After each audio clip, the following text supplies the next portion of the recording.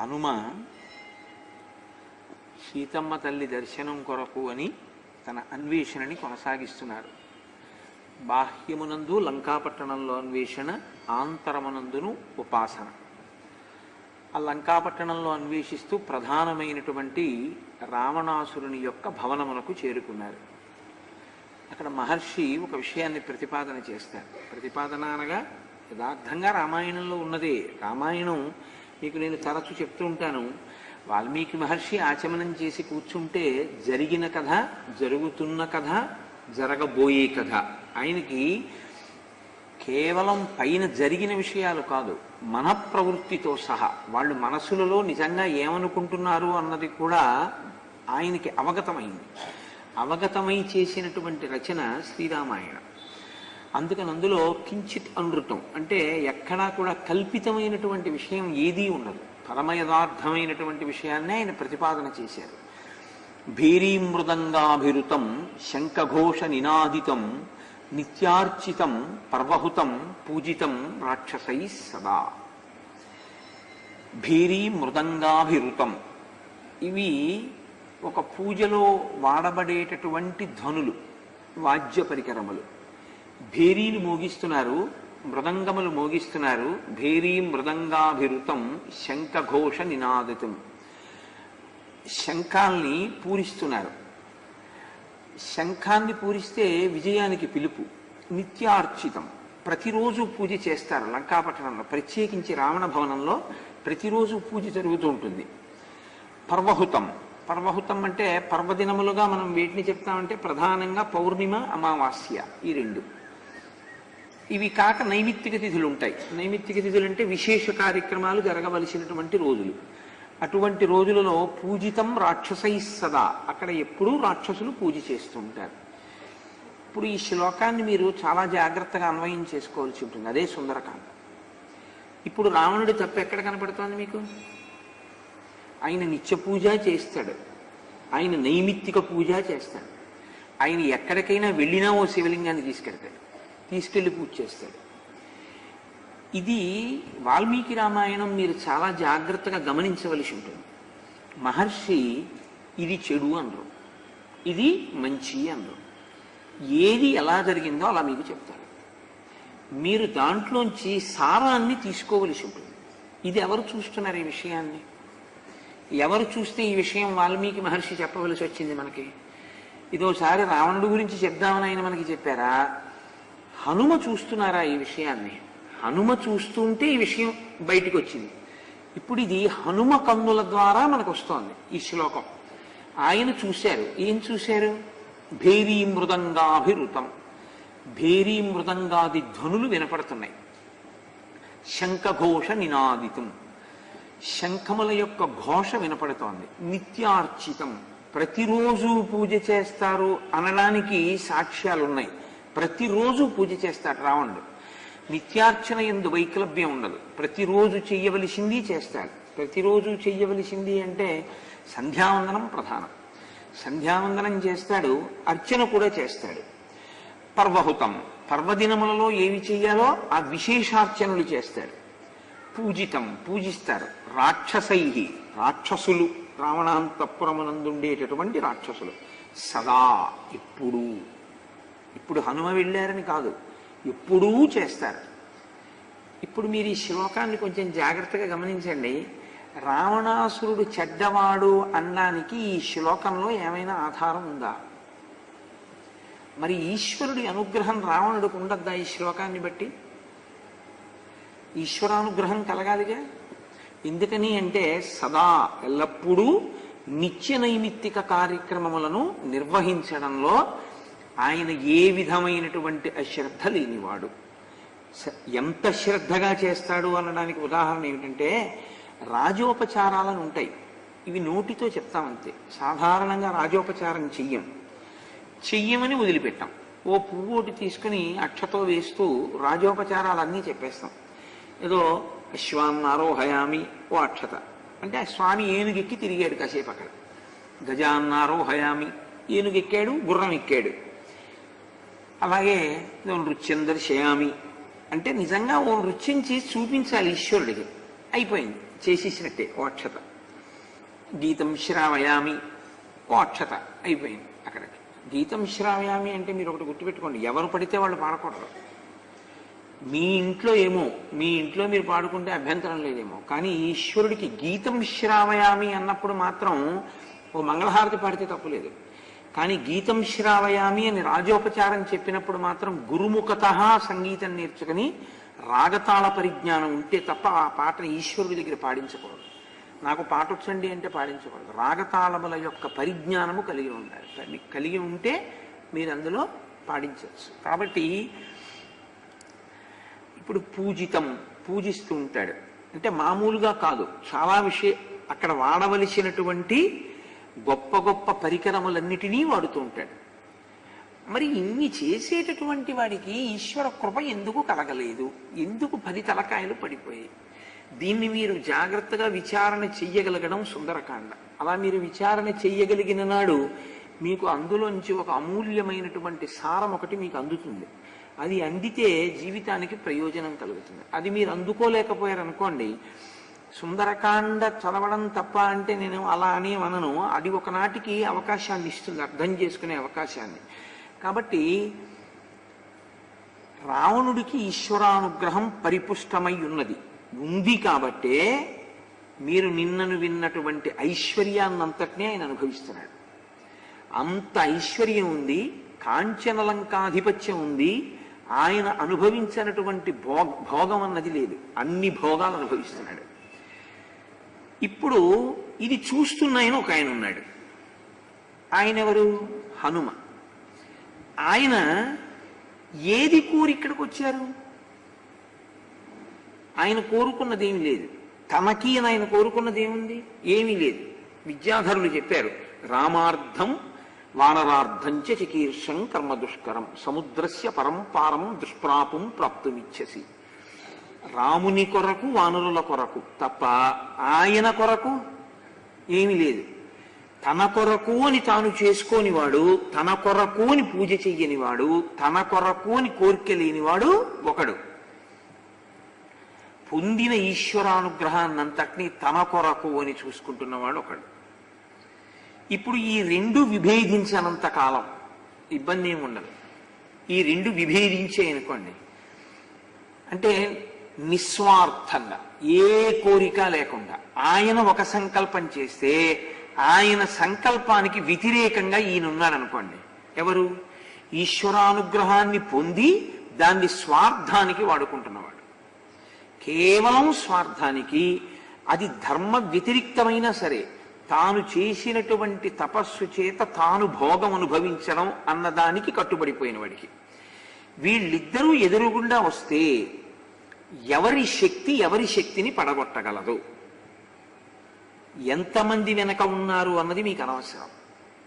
పైకి చూడడానికి చాలా మంది రావణుడి వెనక ఉన్నట్టుంటారు, హనుమ వెనక ఎవరూ లేనట్టుంటారు. కానీ నిష్కామంగా ఉపాసన చేసేటటువంటి వ్యక్తి యొక్క వైభవం ముందు కామంతో అంటే కామ్యోపాసనయ్యి ఈశ్వరుడి వలన పొందినటువంటి అనుగ్రహాన్ని తన స్వార్థము కొరకు, ఇంద్రియ భోగము కొరకు అనుభవిద్దామనేటటువంటి ప్రయత్నం చేసేటటువంటి వ్యక్తి నిలబడలేడు. ఉపాసన క్రమంలో ఎవరి ఉపాసన ముందు ఎవరి ఉపాసన నిలబడదు. బాహ్యంలో బలపరాక్రమములు చంపడం కాదు రావణుణ్ణి ఎవరు చంపేయడం మొదలు పెట్టారంటే ఇప్పుడు సుందరకాండలో హనుమ చంపేయడం ప్రారంభం చేసేశారు అని గుర్తు. దీనికి ఎక్కడ పడింది బీజం? ఆయన నందీశ్వరుడుగా నించున్నారు అని చెప్పారు మహర్షి. దుష్కరం నిష్ప్రతిద్వంద్వం చికీర్షం కర్మబానర సముద్ర శిరోగ్రీవో గవాంపతి రివాబభౌ. ఆ శివుడికే ఘోర రూపం ఉంది, ఆ శివుడికే మంగళ రూపం ఉంది. ఆ శివుడు ఆగ్రహిస్తే ఘోర రూపం, కళ్ళమ్మ నీళ్లు తెప్పిస్తాడు, రుద్రుడవుతాడు. ఆ శివుడు అనుగ్రహిస్తే మంగళప్రదుడవుతాడు. ఆ శివుడు శివుడిగా ఉన్నాడు, రావణుడి పట్ల అనుగ్రహించాడు. ఒక ఖడ్గాన్ని ఇచ్చాడు, ఐశ్వర్యాన్ని ఇచ్చాడు, వరాలిచ్చాడు, 10 తలకాయలు ఇచ్చాడు. అవసరమైనప్పుడు 10 తలకాయలు లేకుండా ఒక తలకాయతో ఉండగలిగినటువంటి శక్తినిచ్చాడు. వాటిని దుర్వినియోగం చేసినప్పుడు ఆయనే రుద్రుడవుతాడు. ఆయనే రుద్రుడైతే ఇవేవీ నిలబడవు. ఆయనే రుద్రుడైనప్పుడు దాన్ని పడగొట్టడానికి నిస్వార్థమైనటువంటి వ్యక్తి, అటువంటి నిష్కామంగా ఉపాసన చేసేటటువంటి త్యాగి అయినటువంటి వాడెవరుంటాడో, మహాత్యాగి అంటే ఆయన తమ కొరకోని కోరుకునేది ఏది ఉండదు. ఆయన కోరుకునేది ఏమిటంటే కేవలము ఈశ్వర భక్తి. ఎంత ఎదగనివ్వండి, ఎప్పుడూ ఒకటే మాట చెప్తాడు, ఈశ్వరానుగ్రహం అని అంటాడు. తప్పించి నేను సాధించాను అని ఆయన ఏమీ అనడు. కానీ బాహ్యంలో ఎలా ఉంటుందో తెలుసా అండి, ఆయన చాలా కష్టపడుతున్నాడని ఉంటుంది. నిజం కూడా అంతే, యథార్థం కూడా అంతే. లోకంలో నిష్కామమైనటువంటి ఉపాసన చేసేటటువంటి వాడు ముందు నిలబడి విన్నవాడు వెనక్కెళ్ళి దెప్పేవాళ్ళు చాలా మంది ఉంటారు. కానీ ఆ పాపం కట్టి కుడిపేస్తుంది. చాలా మీరు ఇది గుర్తుపెట్టుకోవాల్సిన విషయం. నిష్కామోపాసకుల జోలికి వెళ్ళకూడదు. ఏ కోరిక లేకుండా ఈశ్వరుణ్ణి ఉపాసన చేసేటటువంటి వాడి ముందు కామంతో ఉపాసన చేసి పుణ్యలబ్ధి పొందినటువంటి వాడు ఎంత హిమవత్ పర్వతవంతమైన వాడైనా సరే నిలబడలేడు. ఆయన శక్తియే ఎక్కువ. ఎందుకంటే నిష్కామోపాసన, తన ఉపాసన మళ్ళీ భగవత్పరంగా 10 మంది ప్రయోజనం కోసం ఉపయోగించడమే తప్ప తన కొరకోని వాడుకుందామన్న ఆలోచన కూడా లేనివాడెవడో వాడి పట్ల మీరు మర్యాదతో ప్రవర్తిస్తే మీకు పరిపూర్ణమైనటువంటి రామానుగ్రహం. ఇది మీరు పొందలేకపోతే మీకు అటువంటి వాడి యొక్క మాట ఏది ఉందో, అటువంటి వాడి కోపం ఏది ఉందో అదే పడగొట్టేస్తుంది. అదే హనుమ యొక్క స్వరూపం. అత్యద్భుతమైనటువంటి స్వరూపంతో ప్రకాశిస్తున్నారు స్వామి హనుమ ఇప్పుడు సుందరకాండలో. ఇప్పుడు ఆయన దర్శనం, మీరు ఆయన అలా చూడడం, ఆ కోణంలో మీకు ఆయన కనపడడం మీకు పరమ మంగళప్రదమైనటువంటి దర్శనం సుందరకాండలో. అంటే అది ఏమి చెప్తోంది అంటే నీ జీవితాన్ని మార్చుకోవలసిన సందర్భాన్ని చెప్తోంది. ఎటువంటి ఉపాసన చెయ్యవలసి ఉంటుంది, ఎటువంటి ఉపాసన వలన మీరు అభ్యున్నతిని పొందుతారు. శాశ్వతమైన అభ్యున్నతి ఏమిటో తెలుసా అండి? ఈశ్వరానుగ్రహాన్ని నిలబెట్టుకోవడమే. ఈశ్వరానుగ్రహాన్ని నిలబెట్టుకున్నవాడు, నిష్కామోపాసన చేసినవాడు యుగాలు మారిపోయినా అలాగే ఉంటాడు. యుగాలు మారిపోయిన తరువాత సృష్టికర్త అవుతాడు. హనుమ చతుర్ముఖ బ్రహ్మగారు కావట్లా. కానీ ఎవడు స్వార్థానికి ఉపయోగించుకుంటాడో వాడు వెలుగుతాడు కొంతకాలం. కానీ ఆ వెలుగు ఎలా ఉంటుందంటే ఆరిపోవడానికే పనికొస్తుంది. అది క్రమక్రమంగా ఆ భోగం ఇటువైపుకి వెళ్ళిపోతుందంటే అధర్మం వైపుకి వెళ్ళిపోతుంది. ఆ ధర్మాన్ని విడిచిపెట్టినటువంటి భోగం ఎంతమంది ఏడుస్తున్నారు, ఎంతమంది బాధపడుతున్నారు అన్నదాన్ని ఆలోచించడు. మీరు ఒక్కటే గుర్తుపెట్టుకోండి. దీన్ని మహర్షి సుందరకాండలో చాలా చిత్రంగా ఆవిష్కరిస్తారు. నిద్రపోకుండా ఎవరుంటారండి? నిద్రపోకుండా ఎవరు ఉండరు. మీకు ఇంకొక రహస్యం ఏంటంటే బాగా ఏడిస్తే బాగా నిద్రపడుతుంది. నేను మీతో ఒక యథార్థం చెప్తున్నాను. బాగా ఏడిచాడు అనుకోండి ఒక ఆయన, ఏడిచి ఏడిచి ఏడిచి ఏడిచి ఏడిచి ఏడిచి మగతొచ్చి పడుకుంటాడు. లేపకండి పాపం ఏడిచి ఏడిచి పడుకున్నాడు, పడుకొని ఉండాలా అంటారు. కానీ మీ వలన ఏడ్చి పడుకున్నాడు అనుకోండి, మిమ్మల్ని కొట్టేస్తున్నాడు. ఎందుకో తెలుసా? మీ వలన ఏడవకూడదు. మీ వలన ఏడ్చి పడుకుంటే అదే ప్రమాదం. మీ వలన ఎవ్వడూ ఏడవకూడదు. అందుకే సనాతన ధర్మం అంతా ఒక్కటే మాట చెప్తుంది, ఓం శాంతి శాంతి శాంతి. పడుకున్నప్పుడు కూడా ఆయన్ని చూసి ఆ పడుకున్న రీతికి ఏడుస్తుంది భార్య. ఇది ఎక్కడ మహర్షి ఏమి అనరు. అలా ఏమైనా ఇది తప్పనరు, ఇది ఒప్పనరు. మీకు నేను ముందే ఒక ఉదాహరణ చెప్పాలి అంటే అప్పుడు ఆ ఘట్టంలో మీరు బాగా పట్టుకుంటారు. పట్టమహిషి పక్కనే ఓ పట్టెమంచం మీద పడుకుంది, హంసతూలికా తల్పం మీద. ఈయన కొన్ని 100 మంది కాంతలతో భోగించి అలిసిపోయి ఈయన పడుకున్నాడు. ఇప్పుడు ఆ పడుకున్న పట్టమహిషి ప్రశాంతంగా పడుకుంటుందా? ఎంత బాధపడి నిద్రపోయి ఉంటుంది. నిద్రపోతున్నాడు, ఆవిడ నిద్రపోతోంది. కానీ వీడిది భోగం అనుభవించిన నిద్ర. వీడి యొక్క అధర్మంతో కూడిన భోగానికి ఏడ్చి పడుకుంది పట్టమహిషి. ఇంటి ఇల్లాలి యొక్క బాధ పడగొట్టక ఏం చేస్తుందండి? మీకు నేను సుందరకాండలో ఇంకొక పెద్ద రహస్యం చెప్తున్నా. యజమానిని నశింపచేసేదేదో తెలుసా? యజమానురాలి కన్నీరే. ఇంకా ఏమీ ఉండదు మీకు. నేను యథార్థం చెప్తున్నా. మీ అభివృద్ధి దేన్ని బట్టి ఉంటుందో తెలుసా? మీ ఆవిడ సంతోషాన్ని బట్టే ఉంటుంది.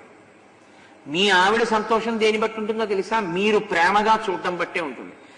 నేను మీకు మళ్ళీ మళ్ళీ చెప్తున్నా, ప్రపంచంలో ఏ భార్య కూడా 3 లోకములలో ఉన్న ఐశ్వర్యాన్ని కోరదు. నేను నిజం చెప్తున్నాను. 3 లోకాల్లో ఉన్న ఐశ్వర్యం అంతా నా దగ్గరికి తెచ్చిపెట్టు అని ఏ భార్య అయినా అంటే ఆమె నిస్సందేహంగా దుర్మార్గురాలి. ఏ భార్య అయినా. నేను మాట్లాడేటప్పుడు ఒక సత్ప్రవర్తన కలిగిన వ్యక్తి అని. ఏ భార్య అయినా కోరుకునేది ఏంటంటే భర్త ప్రేమని కోరుకుంటుంది. నిరంతరము భర్తతో కలిసి ఉండాలని కోరుకుంటుంది అంతే. దీనికి వైక్లభ్యం వచ్చిందనుకోండి, భార్య కాని బాధపడి కళ్ళంబట నీళ్లు పెట్టిందో మీరు ఏ ప్రయత్నాలు చేయండి మీకు కలిసి రావు. మీరు ఎంత వృద్ధిలోకి వెళ్ళారో అంత జారిపోతారు. కారణం ఏంటో తెలుసా? భార్య కన్నీరే. ఒక్కటే కారణం. వేదం ఎప్పుడు చెప్పినా ఒక్కటే చెప్తోంది, నీ ఇంట్లో ఉన్న ఇల్లాలు లక్ష్మీ స్వరూప. ఆవిడ సంతోషంగా ఉండాలి. ఆవిడ సంతోషంగా ఉండడానికి ఒక్కటే కారణం. ఏ కారణానికి సంతోషిస్తుందో తెలుసా అండి? ఆయన మనసంతా నేనే. ఆ స్థానం ఇంకొకరు పొందకూడదు. ఆయన మనసంతా నేనే. ఆయనకి నేనంటే అంత ప్రేమ. దీనికి ఇద్దరూ పక్క పక్కన ఉన్నారా లేదా కూడా అనవసరం. పక్క పక్కన లేనప్పుడు తన భర్త యందు కొన్ని వేల మంది కాంతలు అనురక్తలై ఉండగా నా భార్య తప్ప ఆ స్థానంలో ఇంకోరు ఉండడానికి వీల్లేదని అటువంటి చూపు చూడని భర్త దొరికితే దానికి భార్య పొంగిపోతుంది. ఆ పొంగు పురుషుణ్ణి ఎంత వృద్ధిలోకి తీసుకెడుతుందంటే అంత వృద్ధిలోకి తీసుకెడుతుంది. సీతమ్మ తల్లిని తీసుకెళ్లి రావణాసురుడి యొక్క అశోకవనంలో పెడితే ఆ తల్లి నిరంతరం రామధ్యానమే చేసింది తప్ప ఒక్కనాడు, అదే సుందరకాండలో హనుమ అంటారు, ఇంతమంది ఇన్ని అనుభవిస్తున్నారు, నా తల్లి సీతమ్మ కూడా రాముడి పక్కన ఇలా ఉండి ఉంటే, లేదా ఆ శ్లోకాన్ని చెప్పడం కూడా నాకు ఎక్కువ ఇష్టం ఉండదు. సీతమ్మ తల్లి వీళ్ళల్లా ఇంకోలా బుద్ధి కలిగి ఉన్న రాముడు అలా ఉన్నాడు. కాబట్టి భార్య అనేటటువంటిది మీ సంపదకి కారణమై ఉంటుందని మీరు ఎప్పుడూ గుర్తుపెట్టుకోవాలి. మీ అభ్యున్నతంతా ఎవరి మీద ఆధారపడుతుందో తెలుసా అండి? ఆవిడ మీదే. ఆవిడ నవ్వుతూ ఉండేటట్టుగా మీరు చూసుకోవలసి ఉంటుంది. అందుకే పెద్దవాడికి ఇచ్చి పెళ్లి చేస్తారు. అయితే ఏం చిన్నవాడికి ఇచ్చి ఎందుకు చేయకూడదు? ఖచ్చితంగా భార్య యందు లోపమే ఉంటుంది అంది శాస్త్రం. ఆమె యందు అపరిపక్వతే ఉంటుంది. పరిపక్వత ఉంటుందని నువ్వు అనకూడదు. భర్త కన్నా ఎప్పుడూ పరిపక్వత భార్యది తక్కువే. తక్కువ ఎందుకు అంటే అందుకే చిన్నపిల్లనిచ్చి చేస్తారు. ఇప్పుడు నువ్వేం చేయాలి? నువ్వు నీ కడుపులో పెట్టుకుని దిద్దుకోవాలి తప్ప, నేను మళ్ళీ మళ్ళీ చెప్తున్నాను, మీరు ఏ పురుషుణ్ణి నమ్మకూడదంటే లోకంలో తన భార్య మీద నేరాన్ని కానీ చెప్పాడో ఇంకో వ్యక్తితోటి వాణ్ణి మీరు ఎప్పుడు విశ్వసించకూడదు. మా ఆవిడండి ఇలా ఉంటుంది అన్నాడు అనుకోండి, వాడంత అధమాధముడైన పురుషుడు లోకంలో ఇంకోటి లేడు. తన భార్య గురించి తానే దిద్దుకోవాలంతే. అసలు తన భార్యని దిద్దుకోవడం విషయంలో ఇంకొక పురుషుడి జోక్యం కాని ఇంకొకరి జోక్యాన్ని కాని పురుషుడు అపేక్షించకూడదు. అలా అపేక్షిస్తే వాడే అధమాధముడు. కన్న తల్లి అయినా అంతే. కన్న తల్లి విషయంలో కూడా కన్న తల్లిని నువ్వు గౌరవించడం, కన్న తల్లితో ఏదైనా దిద్దుబాటు చేసుకోవలసిన వ్యవహారం వస్తే మూడో మనిషి జోక్యం ఉండకూడదు. రాణా ప్రతాప్ సింగ్ గొప్పతనం అంతా అదే కదండి. మహానుభావుడు తల్లితో విభేదిస్తే మేనమామ గారు నచ్చ చెప్పడానికి వస్తే ఆయన మాట్లాడడానికి అవకాశం ఇలా తల్లికి నమస్కారం చేసి తీసుకొచ్చాడంతే. రాస వ్యవహారంలో జోక్యం చేసుకుందని అంతఃపురానికి నమస్కారం చేయడం మానేశాడు.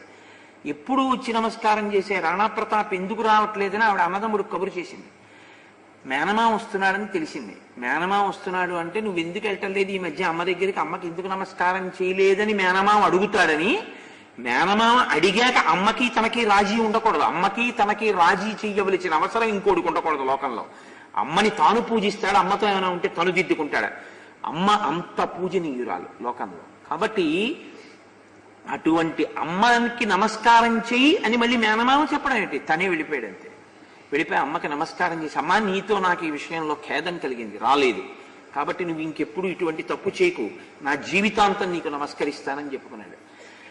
ఇది మీకు శ్రీరామాయణంలో సుందరకాండలోంచి మీరు ఏరుకోవలసినటువంటి అద్భుతమైనటువంటి సత్యాలు ఇవి. ప్రతి ఘట్టంలోనూ ప్రతి చోట ప్రతి విషయాన్ని నేను వివరణ చేస్తూ వెళ్ళడం సాధ్యం అయ్యేటటువంటి విషయం కాదు.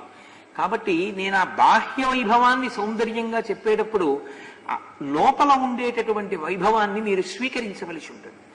అందుకే సుందరకాండ పారాయణకాండ అంటారు. సుందరకాండని పారాయణ చేయండి అంటారు. బాలకాండ పారాయణ చేయమని చెప్పరు, లేకపోతే ఇంకో కాండని పారాయణ చేయమంటారు. సుందరకాండ పారాయణ చేయండి అంటారు. ఎందుకంటారో తెలుసా అండి? మీరు ఎంత మిమ్మల్ని మీరు దిద్దుకుంటూ ఉండనివ్వండి, కిలుం పెట్టే ఇత్తడి గిన్నె లాంటిది జీవితం. ఎప్పుడూ మళ్ళీ కిలుం పడుతుంది, మళ్ళీ చింతపండుతో తవ్వుతూ ఉండాలి. మీలోకి ఏ తప్పులు వస్తున్నాయో గమనించి దిద్దుకోవడానికి అవకాశం సుందరకాండ ఇచ్చేస్తుంటుంది. ఎప్పటికప్పుడు తవ్వుతూ ఉంటుంది సుందరకాండ. అందుకే సుందరకాండ పారాయణకాండ నాకు తెలిసి కొంతమంది పెద్దల జీవితాల్లో సుందరకాండ అంతర్భాగం.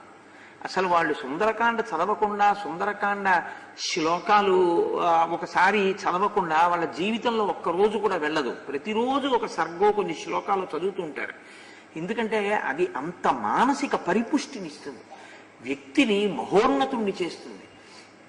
మీరు చూడండి, శ్రీరామచంద్రమూర్తి ఆఖరణ అగ్ని పరీక్షకి వెళ్ళమన్నారు సీతమ్మని. మా ఆవిడ నాకు లభించిన తరువాత నేను ఆవిడ శీల పరీక్ష చేయవలసి ఉంటుందని ఆయన ఎప్పుడైనా ఎవరితో అన్నారా? ఎప్పుడు అనలేదు. రాముడి శీలం అని. తనకి తన భార్యకి మధ్యలో ఉన్న వ్యవహారం తనకి తన భార్యకి తెలుసు, అంతే.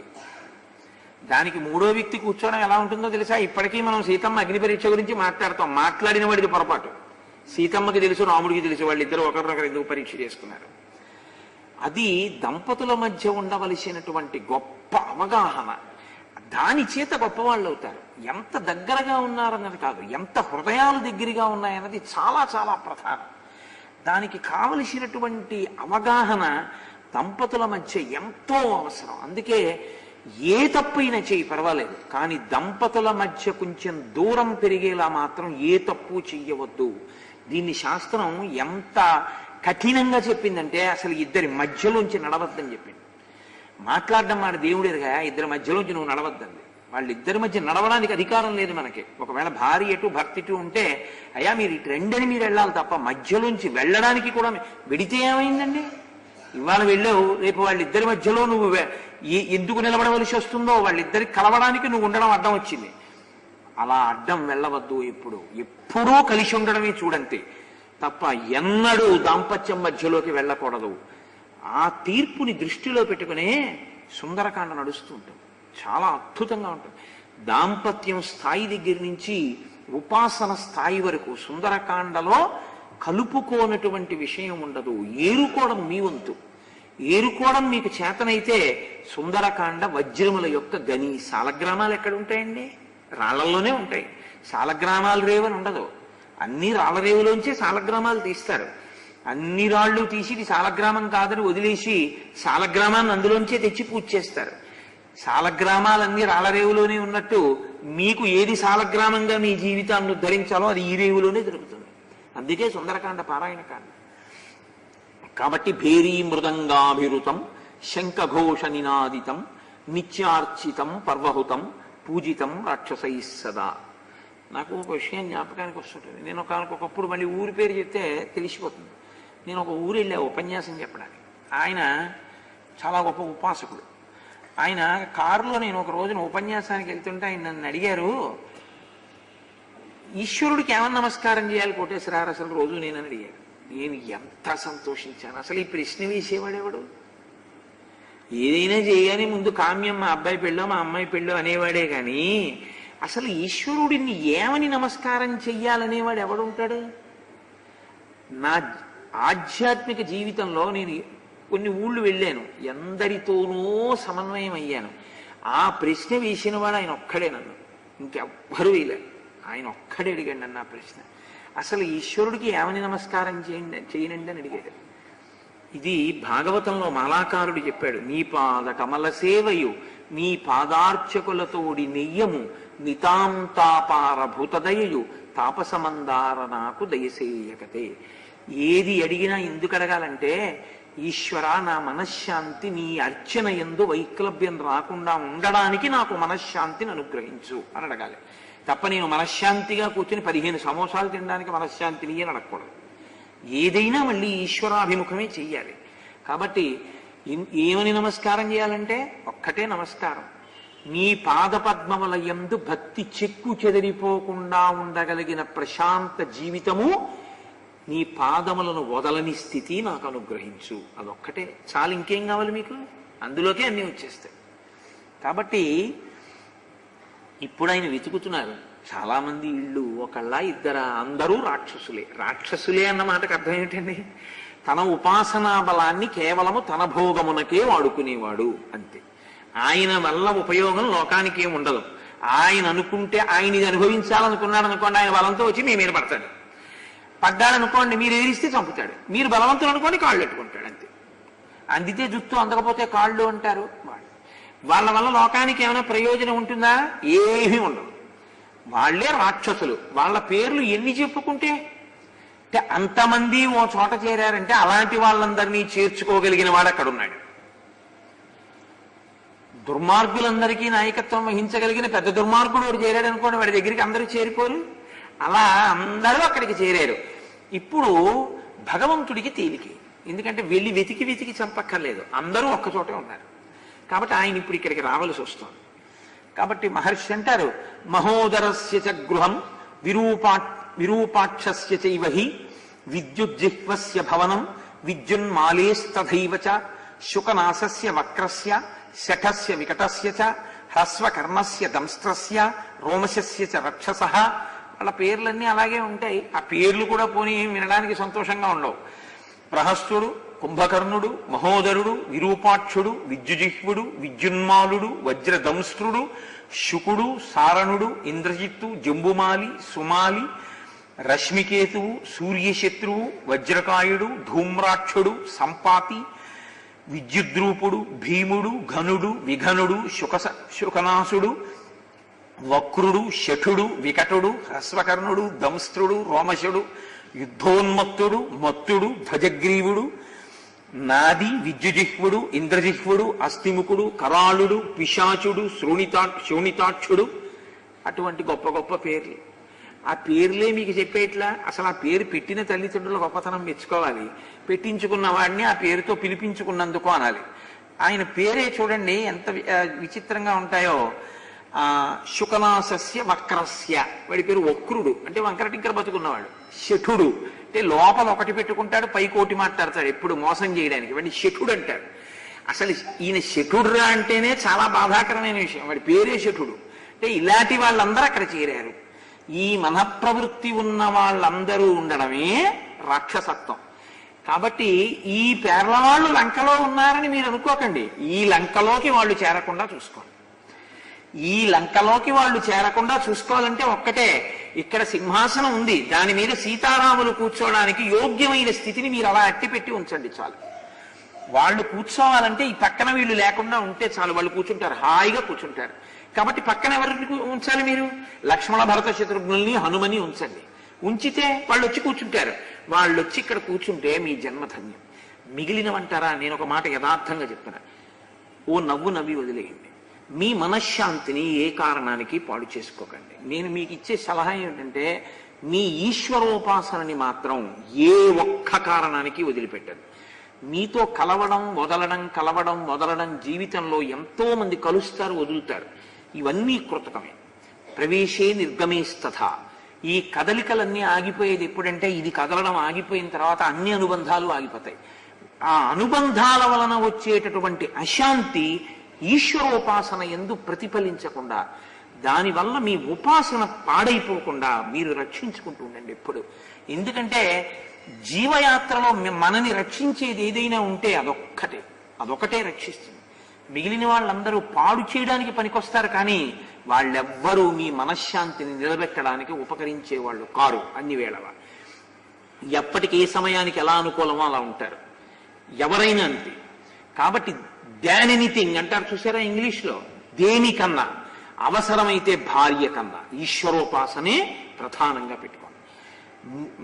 ఇది ఉండగా ఈశ్వరోపాసన కన్నా గొప్పది ఇంకొకటి లేదు. నా జన్మకి ప్రయోజనమేమి అదే. ఆ స్థిర చిత్తాన్ని మాత్రం బాగా నిలబెట్టుకునే పూనిక చూసుకుని ఎన్నడూ ఈశ్వరుణ్ణి అదే కోరుకోండి. ఈశ్వర, ఏ కారణం చేత ఇది నశించిపోకూడదు. నేను బేలమనస్కుణ్ణి, కదిలిపోతాను. అందుకని నేను కదిలిపోని రీతిలో నా జీవితం ఉండేటట్టు నన్ను అనుగ్రహించు అని కోరండి. అది మీకు సమస్త శాంత్య ఉపశాంతులను ఆయన అనుగ్రహిస్తాడు. సుందరకాండ యొక్క సారాంశం అదే. ఇన్ని చూస్తున్నా హనుమ చెదరలేదు. చూశారా మీరు? హనుమ చెదిరిపోయారనుకోండి, ఇక లేదు సుందరకాండ. కానీ ఉపాసకుని స్థితి ఎలా ఉంటుందంటే చచ్చిపోదాం అన్నంత స్థితికి వెళుతుంది. అది ఈశ్వరుడి వైపు నుంచి పరీక్ష కావచ్చు, సమాజం వైపు నుంచి పరీక్ష కావచ్చు. రెండు రకాలుగా ఎలా అయినా ఉంటుంది. ఎందుకంటే నేను ఈ మాట ఎందుకు అంటున్నానో తెలుసా అండి? ఉపాసకులందరూ అటువంటి స్థితిని అనుభవించిన వాళ్ళే. Nobody's life is a bed of roses. ఏ ఉపాసకుని జీవితము కూడా ఆ సంతోషంగా గడిచిపోయిందని మీరు అనుకుంటున్నారేమో, ఎప్పుడూ గడవదు. ఎప్పుడు రాళ్లు పడుతూనే ఉంటాయి. వాటిని మీరు ఒక నవ్వు నవ్వి విడిచిపెట్టేసేయాలి. పైగా లోపల ఒక కోరిక కోరుకుంటూ ఉండాలి, అజ్ఞానం ఈశ్వర క్షమించు వాళ్ళని అంటుండాలి తప్ప వాళ్ళు నశించిపోవాలని మీరు కోరకూడదు. ఇప్పుడు వాళ్ళు వృద్ధిలోకి రావాలని మీరు కోరాలి. వాళ్ళకి అవగాహన కావాలి అని మీరు కోరుకోవాలి. ఎందుకు నేను ఈ మాటలు అంటున్నానో తెలుసా అండి? నేను అనడం వెనక ఒక నేపథ్యం ఉంది. మీరు రామదాసు గారి జీవితం తీసుకోండి. ఆయన జీవితం ఏమైనా అంత తేలిగ్గా ఈశ్వరానుగ్రహం పొందేసిందా అండి? ఎన్ని కష్టాలు పడ్డాడు మహానుభావుడు. తుకారాం గారి జీవితం తీసుకోండి, ఎన్ని కష్టాలు పడ్డాడు మహానుభావుడు. ఒక ఉపాసన చేయడం అంటే ఒక 2 గంటల పాటు మీరు ఇలా కూర్చుని మళ్ళీ ఇలా కాలెత్తకుండా కూర్చోవడం అంటే అందులో 2 ప్రక్రియలు ఉంటాయి. దాన్ని మీరు సాధించవలసి ఉంటుంది. ఒకటోది అసలు కూర్చోవడంలో కష్టం. ఎందుకనంటే అయ్యి బాబోయ్ అంతసేపు కూర్చోవడమే అంటుంది శరీరం. నొప్పి ఉండదని మీరు అనుకుంటున్నారా? ఖచ్చితంగా ఉంటుంది. మొదట్లో మీరు అలవాటు చేయడం, తప్పదు నువ్వు అలా ఉండాలి, తప్పదు నువ్వు అలా ఉండాలి. బడికి వెళ్ళని పిల్లాన్ని తండ్రి తల్లి లెంపకాయ కొట్టి పంపిస్తారు. కోపంతో పంపిస్తారా? కోపంతో కొడతారా? అభ్యున్నతికి కొడతారు. అలా నువ్వు ఏం చేస్తావో నాకు అనవసరం, తప్పదు కూర్చోవాలి, కాబట్టి నువ్వు అలవాటు చేసుకో అని అలవాటు చేసి తర్వాతది ఏమైపోవాలంటే ఈశ్వరోపాసన ఎందు అసలు ఆ క్లేశం మీకు గుర్తురాకూడదు. అందులో రమించిపోవడంలో ఇది ఏమైపోతుందో మీకు జ్ఞాపకం ఉండకూడదు. ఇది నిప్పెడుతోందో, ఇది బాధపడుతోందో మీ ఎరుకలో ఉండకూడదు. అంటే దీని ఎరుకని ఆ ఎరుక ఎందు, ఆ అనుభవమునందు మీరు మరిచిపోగలిగిన స్థితికి మీరు ఎదిగిపోవాలి. ఎదిగిపోయారనుకోండి, ఇది ఖచ్చితంగా శుష్కిస్తుంది. వెలుతురు ఇవ్వాలన్న కొవ్వొత్తి కరిగి తీరాలి. ఇది మీరు దాద్దామన్నా జర్జరీభూతం అయిపోతుంది. దీన్ని మీరు కష్టపెట్టద్దు అన్నా, ఇలా ఉంచుదామన్నా ఉండదు. అలా ఉండని దాన్ని ఈశ్వరార్చనలో కరిగించడం మంచిది. అందుకు కదండి నీరాజనం కళ్ళకద్దుకుంటాం. నీరాజనాన్ని కళ్ళకద్దుకోవడం ఎందుకు? ఏ దీపం కూడా వెలుగుతోందిగా, మరి దాన్ని ఎందుకు కళ్ళకద్దుకోరు మీరు? నీరాజనం శుద్ధ స్ఫటికం, తెల్లగా ఉంటుంది. ఏదైనా సరే కాలిపోయే ముందు ఘనం ద్రవమై, ద్రవం వాయువుగా మారుతుంది. కర్పూరం మీరు జాగ్రత్తగా గమనించండి, కాలిపోయే ముందు కొంచెం నీరు కింద వస్తుంది, కానీ బాగా నీరు అవదు. ఘనం నుంచి వాయు రూపంలోకి చాలా తొందరగా అయిపోయి పొగొచ్చేసి తొందరగా వెలిగిపోతుంది. ఆలస్యం అయిపోయింది. ఈశ్వర, నేనేం చేసింది లేదు. బ్రహ్మచర్యంలో ఒక గురువు గారిని ఆశ్రయించి నేను చదువుకున్న వేదం లేదు. పేరుకి పెద్దల దగ్గరికి వెళ్ళి యజుశాఖాధ్యాయి అని చెప్పడమే. నేను చదువుకున్న యజుర్వేదం లేదు. నాకు పుస్తకం చూడకుండా శ్రీ సూక్త పురుష సూక్తాలతో రుద్రంతో అభిషేకం చేయగలిగిన శక్తి లేదు. నేను నాకున్న డబ్బుతో ఇన్ని పూలు తీసుకొచ్చి నీకు వర్చించగలిగినటువంటి స్థితి లేదు. కానీ నాకున్న పరిమితులను నువ్వు గమనించి నేను ఏమీ చెయ్యలేకపోయాను. జీవితం వృధా అయిపోయింది. ఇంకా మిగిలిందా? వచ్చేస్తోంది జర. కాబట్టి నేను తొందరగా నీలో ఐక్యం అవ్వడానికి కావలసిన మానసిక పరిపుష్టిని నాకు ఇయ్యి అని అడగడం, నీరు కాకుండా వాయువైపోయిన నీరాజనాన్ని కళ్ళకద్దుకోవాలి. ఆ స్థితిని నాకు ఇయ్యి అని అడుగుతాం మనం. అందుకని హారతొక్కటే కళ్ళకద్దుకుంటాం. అది బాగా పూనిక నిలబడాలి. నేను ఆ నేపథ్యంలో మీకు నేను చెప్తున్నది. ఇది పైకి నోటితో అనడం కాదు. అస్తమానం మీరు పైకి అనక్కర్లేదు. మీ లోపల దృఢంగా ఉండాలి. ఏదైనా కదలకూడనిది ఉంటే అదొక్కటే.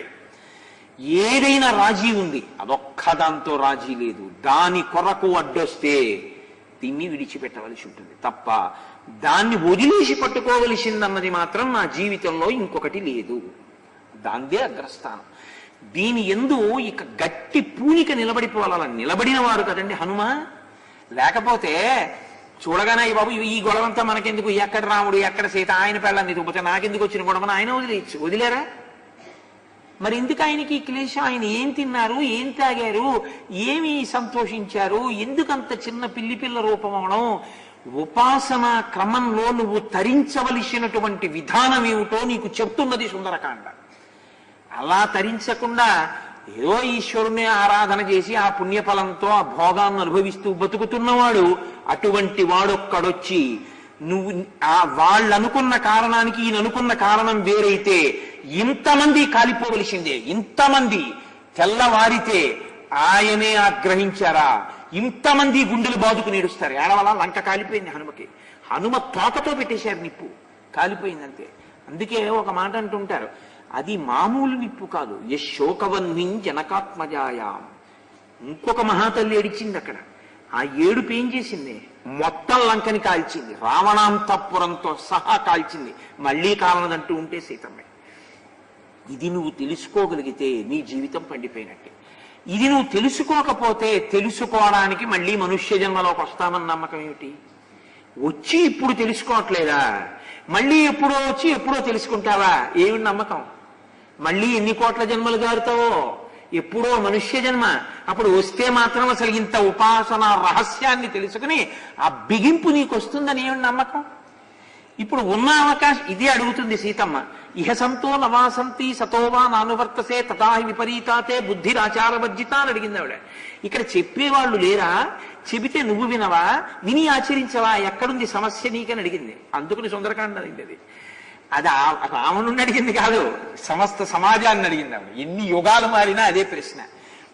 నీకు చెప్పేవాళ్ళు లేక, చెప్పేవాళ్ళు చెప్పినా నువ్వు వినవా, విని విడిచిపెడతావా, ఆచరించవా? ఎక్కడుంది నీ సమస్య? ఎందుకు ఇన్ని జన్మలు ఎత్తుతున్నావు? ఎందుకు ఈ జన్మ చిట్ట చివరి జన్మ చేసుకోవాలన్న పూనిక లేకుండా పోతోంది. అన్నీ ఏదో దీనికన్నా హరిబ్రహ్మాదులు వచ్చినా నేను విన్నండి అంటాడు. హరిబ్రహ్మాదులు వచ్చి నీకు చెప్పేది నీలోంచి వాళ్ళు వెళ్ళిపోతే చాలు. వాళ్ళు రావడం ఎందుకు నీకు చెప్పడానికి? వాళ్ళు రావక్కర్లేదు. ఈ మాట ఇంకో దానికి అనమే. ఏది ఏమైపోయినా ఈశ్వరుడి పాదాలు వదలనండి అనమే. అలా అన్నవాళ్ళు పరీక్షకి లోనయ్యారు. అంత తేలిగ్గా అలా అన్నారని ఈశ్వరుడు వచ్చేయలేదు. మీరు అది గమనించాలి. అలా అన్నవాళ్ళు కొరడాలు దెబ్బలు తిన్నారు. మహానుభావుడికి పావు షేరు అన్నంలో 16 షేర్ల ఉప్పు కలిపి అన్నం వండారు. వండి అన్నం పెట్టారు. ఆయన రామచంద్రమూర్తికి పెట్టి, నీకు పెట్టకుండా నేనేమీ తిన్ను, అది క్షరాన్నమో క్షీరాన్నమో, నువ్వు తిను నేను తింటా అని అక్కడ పెట్టి, రామా నీకు నివేదన తింటానన్నాడు. ఆయనకి పెట్టిన క్షరాన్నము రామదాసుకి క్షీరాన్నమైంది. నీవు నమ్మితే పరీక్ష వస్తుంది, ఫలితము ఉంటుంది. పరీక్ష లేని ఉపాసన ఉండదు. ప్రతి ఉపాసనకి పరీక్షలు ఉంటాయి. ఇప్పుడు ఆ రాక్షసులందరూ అక్కడ ఉన్నారు. వాళ్ళ ఇళ్ళన్నీ వెతుకుతున్నారు. ఎవరి కోసం? సీతమ్మ కోసం. ఏమైన కర్మ? రామార్థం వానరార్థం చ, రామకార్యం మీద వెతుకుతున్నారు. కాబట్టి శూలముద్గరహస్తాశ్చ శక్తితో వరధారిణీ దదర్శ వివిధాన్ గుల్మాన్ తస్య రక్షపతే గృహే. ఎంత అందంగా మాట్లాడతారండి మహర్షి. నీ ఇంట ఉన్న వస్తువులు, నీ ఇంట ఉండే వ్యక్తులు నీ సంస్కృతిని చెప్పేస్తాయి. నీ కొడుకు నీతో కలిసి సంధ్యావందనం చేస్తే నీ ఇంటిది ఒక స్థాయి. నువ్వు నీ కొడుకు కూడా పేపరే చదివితే నీ ఇంటిది ఒక స్థాయి. నీ ఇంటి స్థాయి చెప్పడానికి ఎవరి తీర్పులు అక్కర్లేదు, ఎవరి జోక్యం అక్కర్లేదు, ఎవరు చెప్పక్కర్లేదు కూడా. నువ్వు లేచి సంధ్యావందనం చేసుకుని నీవు చేస్తే నీ కొడుకు కూడా సంధ్యావందనం చేస్తే, నువ్వు లేచేటప్పటికి మీ ఆవిడ నీకు మన్నీళ్లు పెట్టి నువ్వు లేవగానే పూజామందిరంలోకి వెళ్ళడం నీకు అలవాటైతే చాలు, నీ జీవితానికి శ్రీరామ రక్ష. నీ ఇంటికి వచ్చి చూసినప్పుడు అవేమీ లేకపోతే, మీ ఇంట్లో మీ నాన్నగారి ఫోటో, మీ అమ్మగారి ఫోటో, ఈశ్వరుడి మూర్తి, మహాత్ముల మూర్తులు తప్ప మిగిలిన పనికిమాలినవన్నీ ఉంటే మీరు మీ గురించి ఏమీ చెప్పక్కర్లేదు. మీరు చెప్పినా చాలా సంతోషం అండి, చాలా సంతోషం అండి అండమే. కానీ ఆహాహా ఏమి వైభవం రా నీ ఇల్లు, ఏ మూర్తులు ఎటుకళ్ళు తిప్పినా నీ సంస్కృతి ఏమిటో నీ ఇల్లు చెప్తోంది, తెలిసిపోదు. కాబట్టి ఆయన పరిస్థితి ఏమిటో అక్కడ ఉన్నవాళ్ళు చెప్తారు. రామచంద్రమూర్తి మీరెళ్ళి భోగం అనుభవించండి అని తాను గుహలో పడుకుంటాడు. రావణుడు లోపల తాను భోగం అనుభవిస్తూ వీళ్ళని విచ్చుకొత్తునట్టుకుని బయట ఉండండి, ఎందుకంటే నేను ఎత్తుకొచ్చిన ఆడవాళ్ళతో అనుభవిస్తానని ఎవడొస్తాడు అంటాడు. అంతే తేడా. ఎవరి ముందు ఎవరున్నారు? ఎవరు నిలబడ్డారు? రాముడి ముందు రావణుడు నిలబడ్డాడా? రావణుడి ముందు రాముడు పడిపోయాడా? నీ నడవడి, నీ ధర్మం, నీ ప్రవర్తన నిన్ను కాపాడుతాయి. దానికి ఇతరుల కితాబెందుకు? నీకు సుందరకాండ ఆదర్శం. నువ్వు నమ్ముకున్నది నిన్ను రక్షిస్తుంది. సుందరకాండ కన్నా నీకు ఆదర్శం ఇంకోటి లేదు. అంతే. నీకు ఇతరుల యొక్క ప్రమేయంతో నీకే సందర్భం లేదు. నీకు దాని గురించి పట్టింపక్కర్లేదు. అందుకే సుందరకాండ బాగా అర్థమైతే మీరు సర్టిఫికెట్ల గురించి తాపత్రయపడరు. ఆయన భక్తుడండి ఎవడో అనుకోవాలని, ఆయన ఉపాసకుడని ఎవడో అనుకోవాలని, లేకపోతే ఏదో 10 మంది నమస్కారం పెట్టాలని, 10 మంది గౌరవించాలని ఈ వెర్రీ ఉంటుంది మీకు. మీరు వీటన్నిటికీ దూరంగా ఉంటారు కూడా. ఎందుకో తెలుసా అండి? ఎందుకు అవన్నీ? నాకు అవన్నీ ఎందుకు? ఆ గుర్తింపులన్నీ ఎందుకు? ఈ గుర్తింప మీకు కావలసింది? సర్వేశ్వరుడు నావాడిరా నాన్న అని ఇలా చెయ్యేసి దగ్గరికి తీసుకోవడమా మీకు కావలసింది? ప్రహ్లాదుణ్ణి ఇలా ఒక్కసారి అన్నాడంతే, చాలు నా బతుక్కి రాక్షస వంశంలో పుట్టాను ఇలా అన్నావు, తలమించి చెయ్యేసి వీపు వరకు చాలదా నాకు అని అడిగాడు ప్రహ్లాదుడు. నీకు అది కావాలా ఇది కావాలా? ఎందుకు ఆ నమస్కారాలు? నీకు ఎందుకు ఆ సన్మానాలు? ఎందుకు ఆ సన్మాన పత్రాలు? ఏం చేస్తావు? నీ శరీరం పడిపోయిన తర్వాత పెంట కుప్పలో బారేస్తాడు నీ కొడుకు. ఇంటి నిండా ఏమిటివన్నీ ఆయన ఎప్పుడో పోయాడని. ఎందుకవి? ఏం పనికిరావు. నువ్వు ఈశ్వరుడి దగ్గర కూర్చుంటే సర్వేశ్వరుడు నాన్నదా అని నిన్ను దగ్గర కూర్చోబెట్టుకున్నాడా ఎప్పుడైనా? అలా నువ్వు ప్రవర్తించావని నీకు నమ్మకం ఉందా? చాలు, నీ జన్మకి ధన్యత. ఈ సర్టిఫికెట్ ఆయన దగ్గర పుచ్చుకో. ఆయనకి దగ్గరవు. ఆయనకి దగ్గరయ్యావని 10 మంది నీకు నమస్కారం పెడితే నీకు ఒరిగేది ఎందుకు? నీకు ఆ వ్యామోహం. ఇది సుందరకాండ నేర్పుతుంది. ఉపాసన యందు చిత్తశుద్ధి. అందుకే సుందరకాండకున్న గమ్మత్తు ఏమిటో తెలుసా అండి?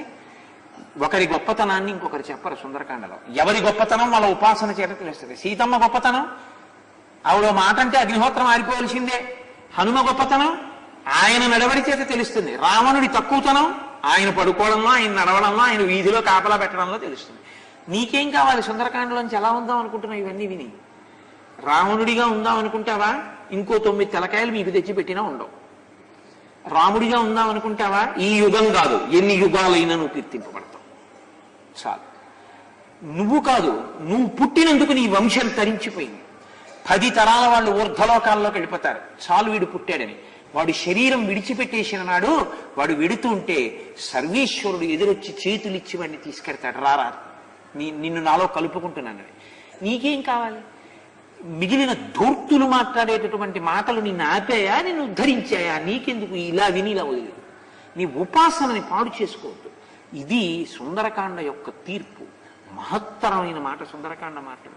దాన్ని దేనికోసం ఫణంగా పెట్టవద్దు. ఐహిక భోగాల కోసం కన్నా నిష్కామోపాసనకి కూడా ప్రయత్నం చేయాలి. కూడా నేను ఎందుకన్నానో తెలుసా అండి? భగవద్గీతలో శ్లోకం ఉంది, ఆర్తి జిజ్ఞాసురర్థార్థి జ్ఞానీచ భరతర్షభ. గృహస్థాశ్రమంలో ఉన్నవాడు కోరితే ఆయన్ని కోరాలి కదా. నాకు కష్టం ఉందండి, నేను ఎవరికి చెప్పాలి? నేను అసలు ఆ కష్టాన్ని తీర్చుకోవడానికి ఒకరి దగ్గరికి వెళ్లే ముందు నేను నా ఈశ్వరుడికి చెప్పుకోవాలి. ఈశ్వరుడికి చెప్పుకొని, సర్వేశ్వర కొంచెం బాధపడుతున్నానయ్యా, మనశ్శాంతి ఉండట్లేదు, నువ్వు నాకు ఈ మనశ్శాంతి ఇస్తే తప్ప నాకు మళ్ళీ ధ్యానం మీద దృష్టి కుదరదు, కాబట్టి నాకు కొంచెం ఈ సమస్య పరిష్కరించి పెట్టు అని మీరు ఈశ్వరుణ్ణి అడగాలి. ఇప్పుడు ఈశ్వరుణ్ణి అడగకుండా ఎలా ఉంటారు మీరు?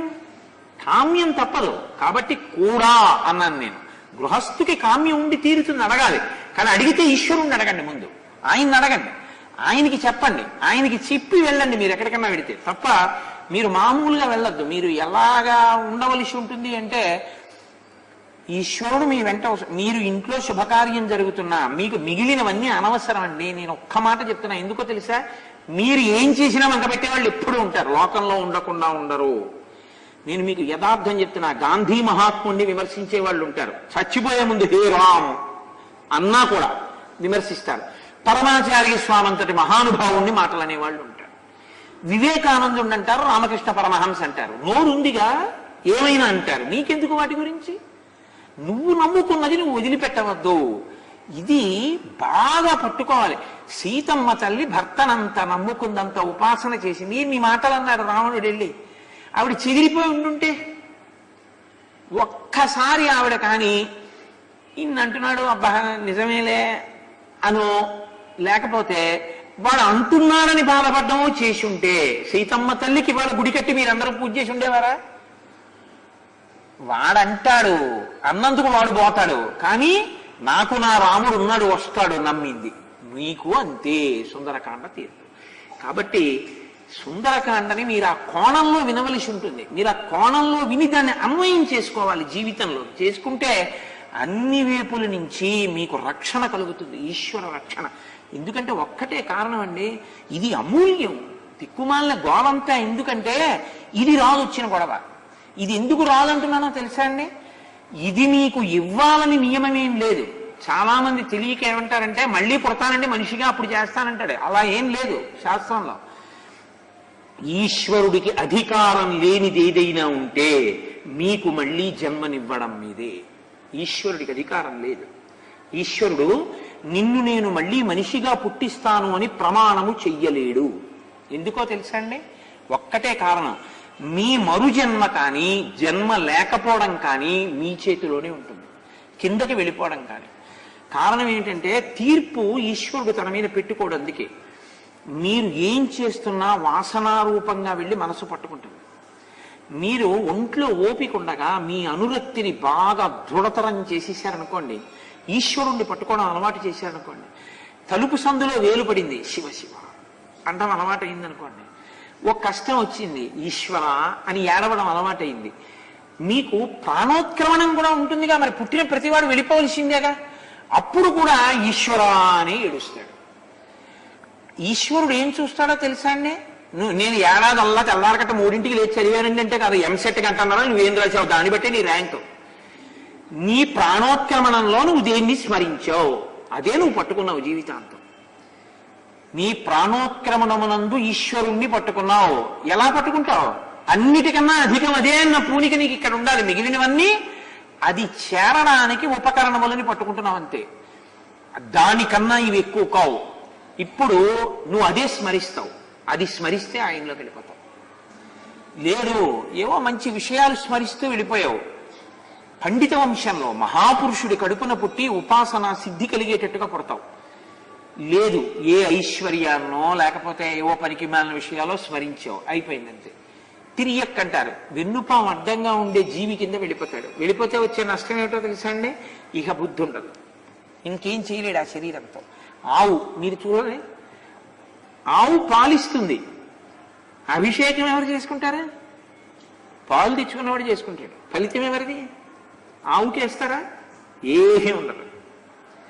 ఆవు పాలిచ్చింది కదండి, బతికున్నన్నాళ్ళు స్వామివారికి అభిషేకం చేశాం కదా, మరి ఆవుకు ఫలితం లేదా? ఏమీ లేదు. తెచ్చుకున్న వాడికి, గడ్డి పెట్టిన వాడికి, పాలు పోసి అభిషేకం చేసిన వాడికి. తిరియక్కుకుండేటటువంటి పరిమితి అది. అది ఇంకా ఏమీ చేయలేదు. ఆ ఉపాధులు ఉన్నా అవన్నీ కూడా దురదృష్టవంతమైన ఉపాధులు. ఏ కోణంలో ఈశ్వరార్చన చెయ్యలేవు. ఇంకా సుందరకాండ ఏం వింటాయి? సుందరకాండ ఏం చదువుతాయి? అది ఒక్క దీనికే అర్హత. ఇది పడిపోతుంది వచ్చిన గొడవ, ఇది ఉండదు. ఎప్పుడు పడిపోతుంది తెలియదు. ఎప్పుడో అంటాయండి, అప్పటి వరకు ఉంటుందని నమ్మకం ఏంటి? ఉన్న సమయం చాలా అపురూపం. కాబట్టి దీన్ని వాడవలసిందే ఈశ్వరార్చనకి. అన్నిటికన్నా ప్రధాన కారణం అదే. కాబట్టి మీరు అసలు సనాతన ధర్మంలో ఉన్నటువంటి ప్రధాన సిద్ధాంతం ఏమిటంటే పునర్జన్మ. పునర్జన్మ ఉన్నది అని అంగీకరిస్తే సనాతన ధర్మంలో ఉన్నాడని గుర్తు. పునర్జన్మ ఉన్నది అని అంగీకరించాడని గుర్తు ఏమిటో తెలుసా అండి? బొట్టు పెట్టుకుంటాడు. బొట్టు పెట్టుకోలేదనుకోండి, వాడు సనాతన ధర్మములో ఉన్నవాడు కాడు అని గుర్తు. నేను నమ్మను వేదాన్ని, నేను నమ్మను ఉపనిషత్తుల్ని, నేను నమ్మను ఈశ్వరుణ్ణి, నేను నమ్మను పునర్జన్మ ఉంది అని బొట్టు లేకపోతే వాడు ఎన్ని చేసినా నేను అంగీకరించనని చెప్పి కూర్చున్నవాడు కాబట్టి వాడికి ఆ ఫలితం లేదు. బొట్టు పెట్టుకుంటే వాడు అంగీకరించినట్లు గుర్తు. అందుకే బొట్టు అంత ప్రధానమైపోయింది. పునర్జన్మ సిద్ధాంతాన్ని అంగీకరించాడని గుర్తు బొట్టు పెట్టుకోవడం. అది అంగీకరించని వాళ్ళు ఎవ్వరూ బొట్టు పెట్టుకోరు. అందుకే బొట్టు పెట్టుకోని వాళ్ళు అందరూ కూడా పునర్జన్మ సిద్ధాంతం వాళ్ళ వాళ్ళ సిద్ధాంతాలలో ఉండదు. అది వేరుగా ఉంటుంది. ఇప్పుడు నేను దాని గురించి మాట్లాడను, నేను సుందరకాండ గురించే మాట్లాడతాను. కాబట్టి శూలముద్గరహస్తాశ్చ శక్తితో వరధారిణీ దదర్శ వివిధాన్ గుల్మాన్ తస్య రక్ష పతే గృహే రాక్షసాంశ్చ మహాకాయాం నానా ప్రహరణోజ్జతాం రక్తాన్ శ్వేతాన్ సితాంశ్చైవ హరీంశ్చాపి మహాజనాన్. అక్కడ ఉన్నటువంటి వాళ్ళు శూలాలు పట్టుకున్నారు. ఎందుకు పట్టుకున్నారు? ఎప్పుడు ఏదో ఇంకోని కొడతారు, వాడు కొడతారని భయం. అంటే ఉపాధిని సక్రమముగా ఉపయోగించుకున్నవాడు కాడు, వాడే రాక్షసుడు. కాబట్టి శూలం పట్టుకుంటాడు, ముద్గలం పట్టుకుంటాడు, ఇంకోటి పట్టుకుంటాడు, తోమరం పట్టుకుంటాడు, ఎప్పుడు విచ్చుకత్తులు అట్టుకుని వాడు నిద్రపోడు. ఎవడో లోపల నిద్రపోవడానికి ఇంతమంది బయట లేచుంటే వాడు పడుకుంటాడు. వీళ్ళు పడుకుంటే తాను పడుకోలేడు. అందరూ పడుకోనివ్వండి నేను పడుకుంటాను అన్నాడు అనుకోండి, ఇంకా ఎందుకయా లేచుంటారో అని ఎవరన్నారు రామాయణంలో? పక్షులు అరుస్తున్నాయి, గోళ్లకు వెళ్ళిపోతున్నాయి, ఆవులన్నీ కూడా గోశాలలకు వెళ్ళిపోతున్నాయి, అరణ్యాలకి వెళ్ళేటటువంటి కాంతలు ఆ పుల్లలు ఏరుకునే వాళ్ళు అటువంటి వాళ్ళు గృహోన్ముఖులై వెళ్ళిపోతున్నారు. ధూమం ఆవరించినట్టు చీకటి ఆవరించేస్తోంది. ఇప్పటికే ఆలస్యం అయిపోయింది, పడుకోండి నేను పడుకుంటాను అని ఎవరన్నారు? విశ్వామిత్రుడు అన్నాడు. అనసూయం మంది, అత్రి అన్నారు. అందుకే రామాయణంలో ప్రతి చిన్న విషయం చెప్తారు. ఇప్పటికే బాగా చీకటి పడింది, పడుకోండి అంటారు. మీరు పడుకోండి నేను పడుకుంటాను అంటారు. ఎవరు? మన్నెవడు ఏం చేస్తాడు? అన్నవాడు. మీరు పడుకోకండి, మీరు 1,00,000 మంది తెలివేసి కత్తెట్టుకుని ఉండండి, నేను లోపల పడుకుంటానంటాడు. ఎవడు? వాళ్ళు పడుకుంటే తను చచ్చిపోతాను అనుకున్నవాడు. మరి ఆ పని ఎందుకు చేసావు? ఇది సుందరకాండ. మరి అంత చస్తూ బతుకుతున్నానని తెలిసి నా అంత మొనగాడలేడని ఎలా చెప్తున్నావు? నువ్వు నిద్రపోలేవు, వాడు 1,00,000 మంది బయట కత్తెట్టుకోపోతే నీ బతుక నువ్వు దాని గురించి గొప్పగా చెప్పుకోవడమా? ఎంత అసహ్యకరమైన విషయం. విశ్వామిత్రుడు గొప్పవాడు, వశిష్ఠుడు గొప్పవాడు, అనసూయమ్మ గొప్పది, నువ్వు ఆ గొప్పవాడివి. 1,00,000 మంది కత్తెట్టుకుంటే తప్ప పడుకోలేని వాడివి నువ్వు మొనగాడేమని మాట్లాడతావా? ఇదే రావణుడంటే. నీ మానాన నువ్వు పడుకోగలవా? 10 మందిని పడుకోండి మీ అందరూ, నేను పడుకుంటున్నాను అనగలవా? నాకెందుకండి, నన్నెవరు రక్షించాలి, నన్నెవరు ఏం చేస్తారండి అని అనగలవా? అలా అనాలంటే నిన్నెవ్వరూ ఏమీ చెయ్యని రీతిలో నువ్వు జీవిస్తున్నవాడిని గుర్తు. ఏమంటే ఎందుకైనా మంచిది నా చుట్టూ నలుగురు ఉండండి అన్నమాట ఎందుకు వచ్చింది? ఇది జీవితాలకి మీరు పడుకోవడంలో కూడా ఎంత భయం అంటే ఇదే రాక్షస జీవితము అని గుర్తు. అలా ఉండద్దు స్మా. అది సుందరకాండ హెచ్చరిక. అంతేకాని కథాపరంగా రావణుడు లోపల పడుకున్నాడు, 1,00,000 మంది విచ్చుకత్తులు పట్టుకు తిరుగుతున్నారు, అబ్బా అలా ఉండాలండి, నిజంగా ఏమి గొప్పవాడండి అన్నారు అనుకోండి, కోప మునిగిపోతుంది. అందుకని సుందరకాండం అలా వినకండి. పై సౌందర్యం వేరు, అంతఃసౌందర్యం వేరు. లోపల అలా ఉండకూడదని పట్టుకోవాలి. శ్లోకాన్ని తిప్పాలి, తిప్పకపోతే రాదు. ఎందుకంటే వెనకటికి ఒక ఆయన, ఒక ఐశ్వర్యవంతుడు కొడుకులు పనికిమాలిన వాళ్ళు అని అర్థమైపోయింది ఆయనకి. చచ్చిపోతూ ఊరే మీరు ఎలాగో పనికిరారు, ప్రతి ఇంటికి వెళ్ళి భిక్షాటనం చేసి తినండి. ఒకవేళ ఇంకా కరువు వచ్చేసి పెట్టేవాడు కూడా లేకపోతే నేను మీకు గొప్ప ఐశ్వర్యాన్ని చెప్తాను, అది చేద్దురు కానీ నేను కాగితం ముక్క మీద రాసి ఇచ్చిన 3 సూత్రాలు ఉంటాయి, ఆ 3 సూత్రాలు చదువుకోండి, దాన్ని బట్టి బతకండి అన్నాడు. ఏమిట్రా నాన్నగారు అని చెప్పి చచ్చిపోయాడు ఆయన. బీరువాలు తీశారు, ఏం లేవు. పెట్లు తీశారు, ఏం లేవు. ఉరే ఇంత సంపాదించాడు, ఎక్కడా కానీ లేదు. ఆ కాగితం ఏమిటని చదివారు. అమ్మకి అన్నం పెట్టవద్దు మొదటి మాట. ఇక్కడ లోకంలో ఎవడైనా తండ్రి చచ్చిపోయే ముందు ఒరే మీ అమ్మని జాగ్రత్తగా చూడండి అంటే అమ్మకి అన్నం పెట్టవద్దు అని రాశాడు. ఇదేమిటి ఇలా ఉంది? సరే, 2వ సూత్రం చదవండి పోని అన్నాడు. విత్తు పెట్టి పందిరెయ్యవద్దు. ఇదేమిటి? విత్తనం పెట్టి పందిరేయకపోతే పాది ఎలా కాస్తుంది? మా నాన్న సంధి ప్రలాపం చచ్చిపోయే ముందు పైత్యంలో రాశాడేమో ఇవన్నీ అనుకున్నారు. ఎక్కడా ఏమీ దొరకకపోతే ఇల్లు తవ్వేయండి అని ఉంది. ఏంటంటే ఇల్లు అమ్మేయండి అంటే ఎవడైనా ఏమీ దొరకకపోతే ఇల్లు తవ్వేయండి, వచ్చే రూపాయి కూడా రాదు. పండితుల దగ్గరికి వెళ్ళారు, చూపించారు. ప్రతివాడు చూసి మీ నాన్న సంధిలో రాశాడావా ఇవన్నీ ఏమిటన్నారు. ఒక మహానుభావుడి దగ్గరికి వెళ్ళారు. ఆయన చూసి అన్నాడు, రే మీ నాన్న మహాప్రజ్ఞుడు రా, గొప్ప విషయాలు రాశాడు రా అనుభవంతో అన్నాడు. అయ్యా ఏమిటి రాశాడు? అమ్మకి అన్నం పెట్టవద్దు అని రాశాడు. అమ్మకి అన్నం పెట్టకు, అమ్మ చేతి అన్నం తింటున్నాను అనుకో. నువ్వు అమ్మకి అన్నం పెట్టడం ఏంటి? ఏమంటే ఇన్నేళ్ళు వచ్చినా మా అమ్మ చేతి అన్నం తింటున్నానండి అను, అది గొప్ప. అంతేగాని మా అమ్మగారిని నేనే చూస్తున్నానని మనకి ఎప్పుడును. అమ్మకి అన్నం పెట్టవద్దు, అమ్మ పెట్టిన అన్నం నేను తింటున్నాను, తిప్పి చూడు మాటని. విత్తు పెట్టి పందిరేయవద్దు, పందిరేసి విత్తు పెట్టు. విత్తు పెట్టేసి పందిరి ఎప్పుడో వేస్తారంటే నీకు ఈలోగా ఏదో టెలిగ్రామ్ వస్తుంది, ఊరెళ్ళిపోతావు. ఈలోగా అది పైకి పాకడానికి పందిరి లేక కింద పాకి కాయ వేసినంత కాయది ఏ మేక వచ్చి తినేస్తుంది. నేను పందిరి వేసి విత్తు పెట్టు, నువ్వు ఊరెళ్ళినా అది పైకి ఎక్కేస్తుంది. కాబట్టి విత్తు పెట్టి పందిరేయవద్దు, పందిరేసి విత్తు పెట్టు. ఏమీ దొరకకపోతే ఇల్లు తవ్వండి. ఇంకా మీరు ఈ సూత్రాలు పాటించి 4 ఏళ్ల ముందు కష్టపడి బతుకుదామన్నా కూడా రోజులు వెళ్ళకపోతే అప్పుడు మీకోసమని ఇంట్లోనే పాతు పెట్టాను, అప్పుడు ఇల్లు తవ్వండి, మీకు దొరుకుతుంది. అప్పటి వరకు మాత్రం తవ్వేయకండి. అందుకని తిప్పారు. తిప్పితే అందులోంచి సారం వచ్చింది.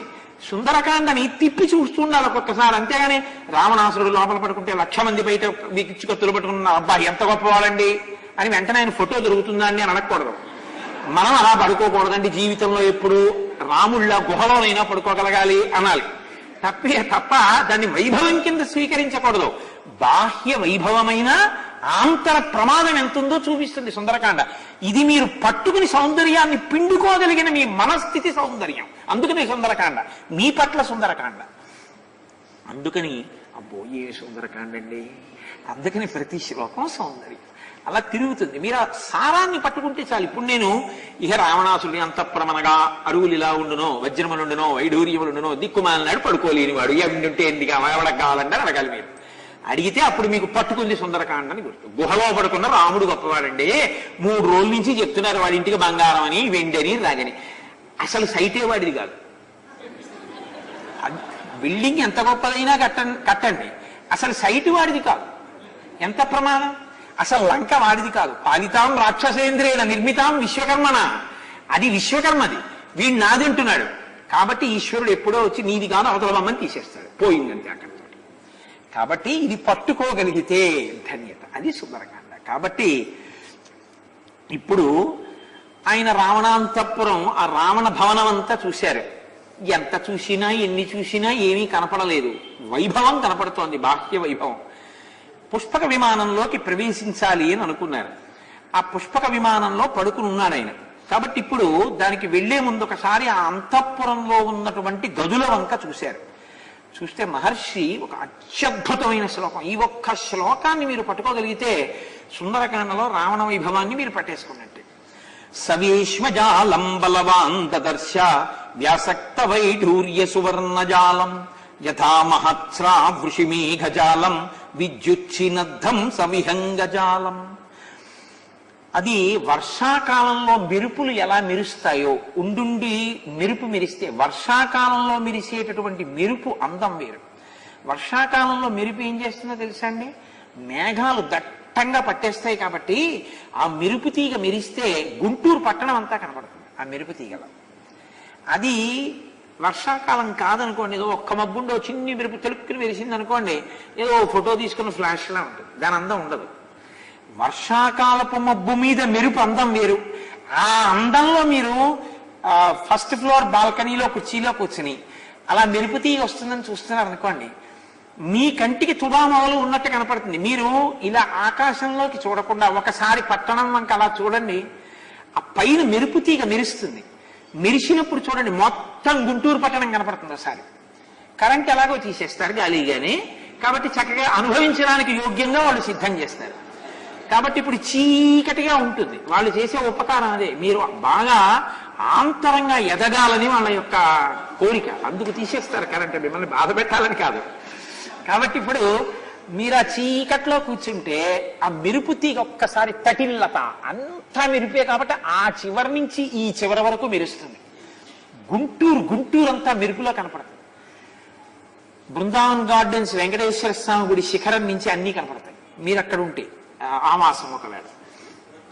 ఇప్పుడు మీరు ఊరు చూడడం మానేసి ఆకాశం వంక చూడండి. రెండో మాట, ఇప్పుడు ఆ మెరుపు తీగ ఒక్కసారి వస్తుంది, అర్జునుడు పట్టుకున్న గాంధీవంలా ఉంటుంది, అట్నుంచి ఇక్కడ వరకు మెరుస్తుంది. ఆ మెరుపు ఎలా ఉంటుందో మీకు ఇంకా కాసేపు చూద్దాం అనిపిస్తుంది, కానీ అది ఉంటుందండి? అది ఉండదు. అబ్బా కాసేపు ఉంటే బాగుండండి అలా చూద్దాం అంటే ఇలా కనపడ అలా వెళ్ళిపోతాం అనిపిస్తుంది. కింవానేన ధనేన వాజకరిభి ప్రాప్తేన రాజ్యేన కింవా పుత్ర కళత్ర మిత్ర పశుభిర్దేహేన గేహేన కిం అంటూ శంకరాచార్యులు వారంటారు. ఆయుర్నశ్యతి పశ్యతాం ప్రతిదినం జాతిక్షయం యవ్వనం ప్రత్యాయాంతి గతాః పునర్న దివసాః కాలో జగద్భక్షక లక్ష్మీస్తోయ తరంగ భంగ చపలా విద్యుచ్చలం జీవితం అంటారు. మెరుపు తీగల ఈ జీవితం చపలం, ఎన్నాళ్ళు ఉంటుందో ఎవడికి తెలుసురా అన్నారు. కాబట్టి ఇప్పుడు ఆ మెరుపు తీగ కాసేపు ఉంటే బాగుందనిపిస్తుంది, కాసేపు ఉండి కనిపిస్తే అది రావణాసురుడి యొక్క అంతఃపురంలో ఓ గది కిటికీ. అంటే ఆ కిటికీ ఎంత అందంగా ఉందో మీరు చూడండి. కిటికీ కూడా కాదు, కిటికీ తెర. వాడి కిటికీ తెర అంత అందంగా ఉంటే వాడి భవనం ఎలా ఉంటుంది, లంక ఎలా ఉంటుంది? అప్పుడు అక్కడికి వెళ్ళిన వాడికి సీతమ్మ మళ్ళీ గుర్తొస్తుందా? అది చూడడంతో సరిపోతుంది. ఇవన్నీ నాకు వద్దు, సీతమ్మ ఏదని తిరుగుతున్నారు ఆయన. ఇప్పుడు ఇది సౌందర్యమా, అది సౌందర్యమా? అది సౌందర్యం, హనుమ సౌందర్యం. అందుకే సుందరకాండ హనుమత్ సౌందర్యం, సుందరకాండ సీతా సౌందర్యం, సుందరకాండ రామ కథా సౌందర్యం, సుందరకాండ రామనామ సౌందర్యం. మీరు కోరుకోకూడని లంక బాహ్య సౌందర్యం. కాబట్టి సవేష్మజాలం బలవాన్ దదర్శ వ్యాసక్త వైఢూర్య సువర్ణజాలం యథా మహత్స్రా వృషిమేఘజాలం విద్యుచ్చినద్ధం సవిహంగజాలం. అక్కడట ఉండేటటువంటి ఆ పక్షులతో కూడుకున్నటువంటి వజ్రవైఢూర్యములతో చెక్కబడినటువంటి ఆ చాందిని కిటికీకి ఉండేటటువంటి తెర, ఆ విద్యుత్ కాంతులను విరజిమ్మేటటువంటి వర్షాకాలపు మేఘం ఎలా ఉంటుందో అలా ఉంది. దాన్ని హనుమ సవేశ్వజాలం బలవాన్ దదర్శ, చాలా బలం కూడగట్టుకుని చూశారట. అదేంటండి, అంత బాగుంటే చూడడానికి బలం కూడగొట్టుకోవడం ఎందుకు? ఈ దేనికి బాగా మనసు స్థిమితం చేసుకుని ఒకటికి రెండు మాటలు మనసు స్థిరం చేసుకుని చూడవలసింది ఏమిటి? చూడకూడనంత భయంకరంగా ఏదైనా ఉందనుకోండి, ఆయన కారు కింద పడిపోయారండి చూడండి అంటే చూడడానికి వెడితే మనసు దిటవు చేసుకుని బలం తెచ్చుకుని చూడవలసి ఉంటుంది. పిల్లి పడిపోయిందండి ఆటో కింద చూడండి అంటే అది చూడడానికి భయంకరంగా ఉంటుంది. కిటికీ అంత అందంగా ఉంటే చూడడం ఎందుకండి? అంత అందంగా ఉన్న కిటికీ దగ్గర మనసు నిలబడిపోతే ఇంకా సీతాన్వేషణం నడవదు. కాబట్టి దీని మీద మనసు నిలబడకుండా సీతమ్మ వైపుకి మనసు నిలబడేటట్టుగా మనస్సుని బలంతో సిద్ధం చేసుకున్నాడు. తన లక్ష్యం మీద దృష్టి పెట్టారు తప్ప దీని మీద దృష్టి పెట్టకుండా ఉండడానికి బలాన్ని ప్రోధి చేసుకున్నారు. అంటే ఆయన మనసు దేని మీద పెట్టాలో దాని మీదే పెట్టారు. ఇది ఆయన యొక్క యోగి లక్షణం, ఇది ఆయన యొక్క సాధక లక్షణం. సీతా దర్శనానికి ఆయన ఇంత కష్టపడ్డారు. గృహాణి నానావసురాజితాని దేవాసురైశ్చాపి సుపూజితాని సర్వైశ్చ దోషైః పరివర్జితాని కపిర్దదర్శ స్వబలార్జితాని. మళ్ళీ బలం అంటారు మహర్షి. గృహాణి నానావసురాజితాని, ధన కనక వస్తు వాహన సమస్త సంపత్తితో నిండి ఉన్నాయిట గృహాలు. ఫర్నిష్డ్ అకామిడేషన్ అంటారు చూసారా? ఒక్కొక్కసారి ఇల్లు బాగుంటే ఇంట్లో వస్తువులు బాగుండవు, ఇంట్లో వస్తువులు బాగుంటే ఇల్లు బాగుండదు, రెండు బాగుంటే గోడకి మేకులు ఎక్కువ ఉంటాయి. అలా కాదు, రెండు ఒక్కొక్క ఇంట్లో ఏంటంటే ఎక్కడ ఏ ఉండకూడదో అక్కడ ఉంటాయి. అది విచిత్రం. బెడ్రూమ్లోకి తీసుకెళ్లి ఆచార్య పురుషుల ఫోటో పెట్టకూడదు. ఆచార్య పురుషుల ఫోటో ఎక్కడ ఉండాలి? మీరు పవిత్రంగా నమస్కరించగలిగిన చోట ఉండాలి. అంతేకాని భక్తి అన్నదానికి ఓ కట్టుబాటు ఉండాలి తప్ప గురువు గారి ఫోటో ఎక్కడ ఉండకూడదో అక్కడ పెట్టకూడదు. మీరు గురువు వారు ఉన్నారు అన్న భావన అనుకోండి. మీకు గురువు గారు ఉన్నారు అన్న భావనతో మీరు చేయకూడని పనులు కొన్ని ఉంటాయి. గురువు గారి సమక్షంలో మీ మనసు ఏ వికారము చెందకూడదు. మరి అప్పుడు బెడ్రూమ్లో పెట్టుకోవడం ఎంతవరకు శ్రేష్టం? అందుకే జగద్గురువైన కృష్ణుడిని పెట్టద్దంటారు త్రిభంగిని. పెట్టకూడదు, పెట్టకుండా ఉండడం భక్తి. ఇక్కడ ఎందుకు పెట్టలేదండి అని అడిగారు అనుకోండి, ఇక్కడ ఎలా పెడతానండి అన్నారు అనుకోండి, అది భక్తి కదండి. ఏ బాత్రూంలో అన్నం ఎందుకు తింటారు? మీరు కట్టుకున్నదేగా. బాత్రూంలో అన్నం ఎలా తింటానండి అంటున్నారు కదా. మరి గురువు గారి ఫోటో బెడ్రూమ్లో ఎలా పెట్టావు? పెట్టకూడదు, తప్పది. ఎక్కడ పెట్టాలో అక్కడే పెట్టాలి. ఇది అందం. ఇది ఎవరి అందం? ఇంటి అందం కాదు, ఇంటి యజమాని హృదయ సంస్కారం. యజమాని అందగాడు. అందగాడు అంటే బాహ్యంలో కాడు, ఆంతరమునందు అందగాడు. ఏమిటో తెలుసా అండి? సీతారాములు ఉన్నారనుకోండి, పార్వతీ పరమేశ్వరులు ఉన్నారనుకోండి, వాళ్ళు తల్లిదండ్రులు. వాళ్ళు తల్లిదండ్రులు కాదండి, కొడుక్కి పెళ్లి చేసి కోడల్ని తీసుకొచ్చేది, కూతురికి పెళ్లి చేసి అల్లుడిని తెచ్చుకునేది. అక్కడ సశక్తి స్వరూపమైన ప్రసన్నమూర్తుల్ని పెట్టుకోవాలి. మేము ఆరాధిస్తామంటే భద్రకాళిని పెట్టకూడదు అక్కడికి తీసుకెళ్ళి. అది పూజామందిరంలో పెట్టుకోవాలి. ఎందుకంటే అది స్వస్థతతో ఆచమనం చేసి ఉపాసన చేయవలసిన స్వరూపం. గురువుగారే. గురువుగారి ఫోటో ఎక్కడ ఉండాలో అక్కడ ఉండాలి. అంతేగాని గురువుగారి ఫోటో పెట్టుకున్నాను భక్తి అని చెప్పి పట్టుకెళ్ళి బాత్రూంలో కూడా ఎందుకు పెట్టుకో? అక్కడ కూడా పెట్టుకో. లెట్రిన్లో కూడా పెట్టు గురువుగారి ఫోటో. మరి ఎందుకు పెట్టలేదు? అదేంటంటే గురువుగారి ఫోటో లెట్రిన్లో పెట్టే బుద్ధి ఉందా మీకు? ఆ ప్రశ్న ఏంటి? బెడ్రూమ్లో ఎలా పెట్టావు? ఇది సంస్కారం. ఈ సంస్కారంతో ఉంటే ఏమవుతుందంటే దేవతలు అనుగ్రహిస్తారు. దేవతానుగ్రహం ఎందుకు కలుగుతుందో తెలుసా అండి? ఏది ఎక్కడ ఉండాలో అక్కడ అది ఉండడం వల్ల. అది పొందాలి ప్రయోజనం, అది పొందడం అద్భుతం. అలా ఉంటే అర్ధనారీశ్వర స్వరూపం ఉందనుకోండి, పార్వతీ పరమేశ్వరుల్లో సగం పార్వతీదేవి సగం పరమేశ్వరుడు కలిసిపోయిన మూర్తి మీకు ఎదురుగుండా ఉందనుకోండి, అది దాంపత్యానికి పరాకాష్ఠ. మీలో సగం మీ భార్య అయిపోయింది. అది ఎక్కడన్నా పెట్టండి, ఇబ్బంది లేదు. అసలు కొన్ని చోట్ల ఏ ఈశ్వరమూర్తి పెట్టం, మన ఇంట్లో గదులైనా. అవునా కాదా? ఎందుకని? ఫోటో కాదండి, అది ఆయనే కదా. నమస్కారం పెడుతున్నారుగా. మీరు నమస్కారం పెడుతుంటే మా గురువు గారు మా ఈశ్వర స్వరూపము అంటే దానికి తగిన స్వరూపాన్ని అక్కడ పెట్టాలి కదండి. కాబట్టి ఇది తెలుసుకోవడం, ఇంటిని అందంగా పెట్టుకోవడం. అందుకే ఇల్లు బాగుంటే ఇంట్లో వస్తువులు పెట్టవలసిన రీతిలో పెట్టడం, ఇంట్లో ఉండవలసిన రీతిలో వస్తువులుంటే ఇల్లు బాగుండదు. రెండు పరస్పర విరుద్ధంగా ఉంటాయి. రెండు బాగుంటే చాలా గొప్ప విషయం. గృహాణి నానావసురాజితాని, ఇంటికి ఏముండాలో అన్నీ ఉన్నాయి. కారుకి పెద్ద ఫోర్టికో కడతాడు, కారు తుడుచుకుంటుంటాడు అంతే రోజు. ఎందుకండి ఇది అన్నారు అనుకోండి, కారు ఎప్పటికైనా కొంటానేమో అని కట్టానండి అంటే, ఎప్పటిక కొంటాడు అంటే ఏమో వాడు అదృష్టం. కానీ ఇప్పుడు ఏం చేస్తుంటాడంటే రోజు తుడుస్తుంటాడు దాన్ని. ఆఖరికి అక్కడికి ఏం చేస్తాడంటే చిట్ట చివరికి తీసుకొచ్చి ఇంట్లో కుక్కని పెంచి దాన్ని కడతాడు. అక్కడ కారు ఉండవలసిన చోట కుక్క ఉంటూ ఉంటుంది. అవి అపభ్రంశంగా ఉంటాయి అవన్నీ. అంటే ఇంటికి ఒక అందాన్ని ఇవ్వగలిగినటువంటివి కావు. చాలా పెద్ద ప్రారంభం ఏమిటో తెలుసా అండి? కారు లేకుండా పార్కింగ్ ప్లేస్ కొనుక్కోవడం అపార్ట్మెంట్లో. ఎందుకో తెలుసా? వీడు ఉండడు అక్కడ, వీడు రోజు అక్కడ కూర్చోడుగా పార్కింగ్ ప్లేస్ లో. వీడి స్కూటర్ అక్కడ పెట్టుకుంటాడు. కారు కొనుక్కుందాం ఎప్పుడో అనుకున్నాడు, ఇప్పుడే లోన్ పెట్టి ఇల్లు కొనుక్కున్నవాడు కారు ఎక్కడ కొంటాడు? ఈ లోన్ తీరితే కొనాలి. కానీ కనీసం 6 ఏళ్ళు కొనలేడు. వాడు గీత గీసి వెళ్ళిపోతాడు ఆ బిల్డర్. వీడి స్కూటర్ అక్కడ పెడతాడు, ఖాళీగానే ఉంది కదా అని పాలవాడు తీసుకొచ్చి అందులో పెడతాడు. వీడి స్కూటర్ తీద్దామంటే అది అడ్డు. నా కార్ పార్కింగ్ ఏరియా, నా స్కూటర్ తప్ప ఇందులో ఏం పెట్టద్దు అంటాడు. ఎవడు వింటాడు ఈ మాట? ఇంకా అది చూసినప్పుడల్లా బాధ. కారు కొందామా, ఈ అప్పే తీర్చలేదు, ఇంకో అప్పు ఎక్కడ చేస్తాం? కాబట్టి ఉన్నదానికి ఉండవలసింది లేకుండా ఉండకూడని దానికి, లేకపోతే ఎప్పుడో వస్తున్న దానికి ఇప్పుడేదో సిద్ధం చేసి ఏడ్చిన వాడిలా ఉండకుండా అందంగా ఉండడం, అమరికగా ఉండడం అంటే అది ఇల్లు. కాబట్టి గృహాని నానా వసురాజితాని దేవాసురైశ్చాపి సుపూజితాని సర్వైశ్చ దోషై పరివర్జితాని కపిర్దదర్శ స్వబలార్జితాని. చక్కగా అన్ని రకాలైనటువంటివి. అంటే ఇల్లు అంటే కేవలం ఇల్లు కాదు, ధనము, బంగారము, వస్తువు, వాహనములు అన్నిటితోటి ఆ ఇల్లు అంత అందంగా ఉంది. పూజ చేసుకుందాం, మారేడు చెట్టు ఉంది. శనివారం వచ్చిన వెంకటేశ్వర ఆరాధన, చక్కగా తులసి వనం ఉంది. అమ్మవారికి పూజ చేసుకోవాలి, ఎర్రటి పూలున్నాయి. చక్కగా ఏదో ఇంట్లో శుభకార్యం కోసుకోవడానికి ఒక గోరింటాకు చెట్టు ఉంది.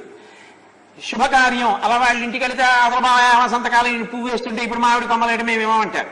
అలా కాకుండా మీ ఇంట్లోనే ఓ మామిడి చెట్టు ఉంది. కాస్త 4 చెట్లు వేసుకోవడానికి వీలుగా ఉంది. ఇంట్లో స్థలం ఉంది, కానీ పువ్వు కాయాలేని చెట్టు వేసావు. ఇంట్లో కోడలకి ఎంతకాలానికి గర్భం రాలేదని ఏడుస్తావు. పువ్వు కాయాలేని చెట్టుకు పాలు పోసి పువ్వు కాయ ఉండేటటువంటి చెట్టు పీకించేసిన వాడికి వంశాభివృద్ధి ఎక్కడి నుంచి వస్తుంది కదా? జ్ఞానం కలుగుతుందేమో అంతే, అంతటా ఈశ్వరుడు ఉన్నాడు.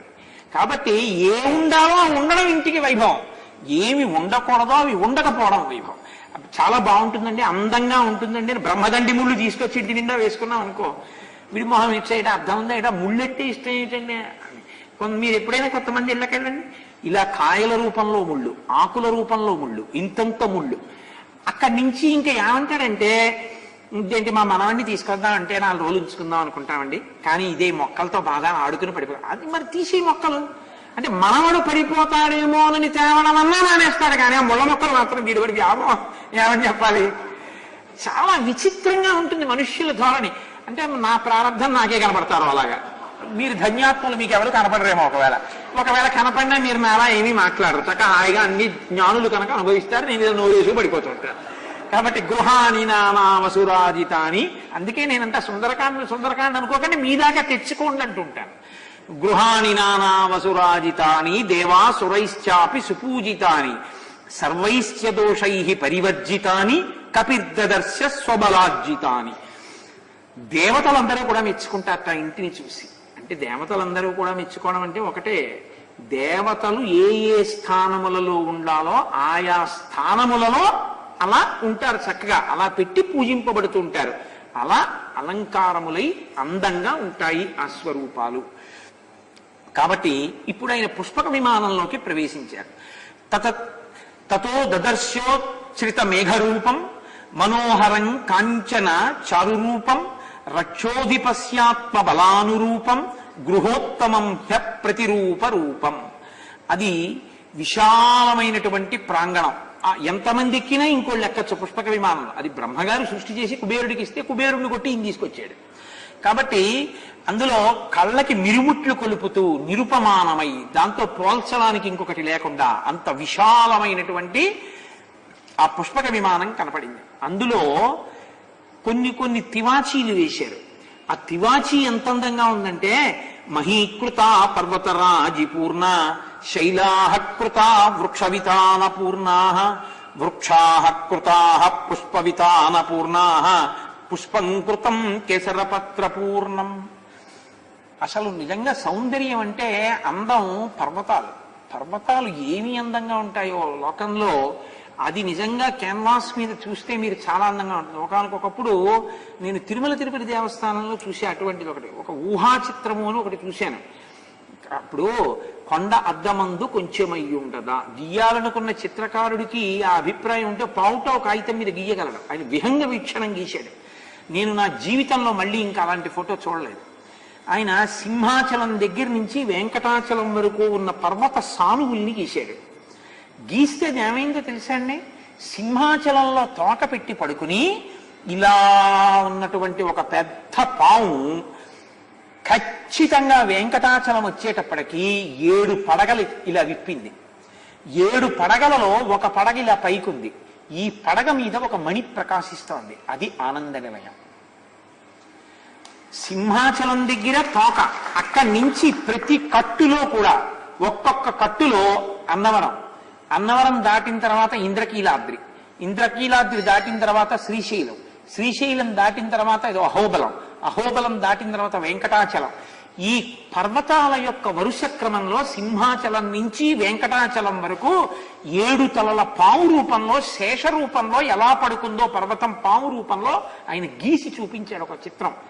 నేను అసలు ఇటువంటి స్వరూపాన్ని ఇప్పటిదాకా చూడలేదు. ఏమి అద్భుతం రా నిజంగా ఇది అనుకున్నాను నేను.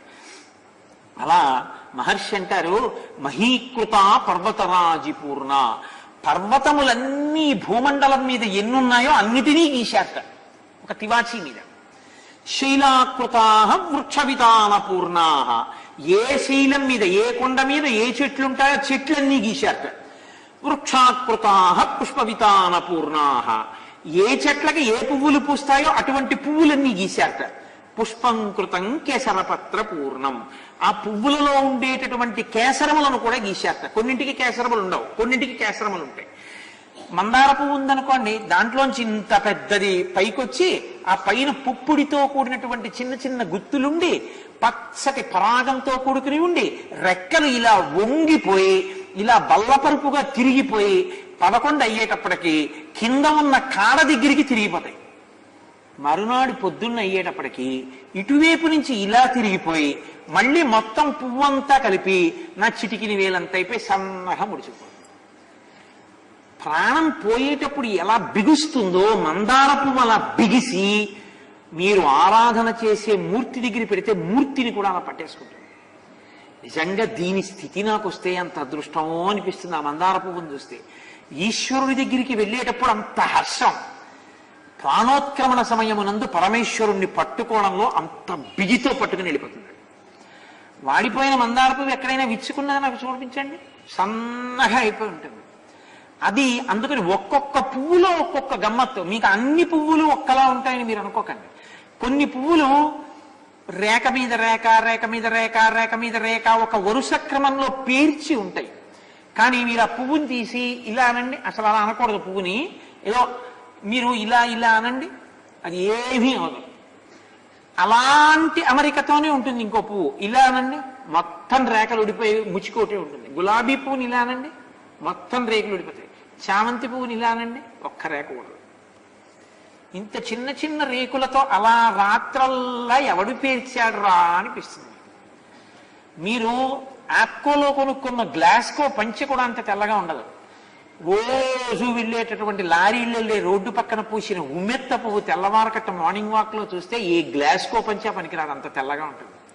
ఎలా సృష్టించాడు రా ఇంత తెల్లటి పువ్వుని ఈశ్వరుడు అనిపిస్తుంది. ఆయన సృష్టి కావ్యకంఠ గణపతి ముని చెప్పినట్టు మీరు ఎక్కడ చూస్తారు ఈశ్వరుని? ఆయన నిర్మాణ కౌశలాన్ని ప్రతి క్షణం ప్రతి చోట మీకు ఈశ్వర విభూతి కనపడుతూనే ఉంటుంది. కాబట్టి మహీకృతా పర్వతరాజి పూర్ణ, శైలాః కృతా వృక్ష వితాన పూర్ణాః, వృక్షాః కృతాః పుష్ప వితాన పూర్ణాః, పుష్పం కృతం కేసరపత్ర పూర్ణం. నాకు ఈ మాట అంటే ఒక విషయం జ్ఞాపకానికి వస్తుంటుంది. మీరు లోకంలో ఏ ప్రాణినైనా సరే ఇలా ముట్టుకుని ఇలా వాసన చూడండి, దుర్వాసన వస్తుంది. ఆవు దగ్గరికి వెళ్ళి ఇలా అని వాసన చూడండి, తీయటి వాసన వస్తుంది.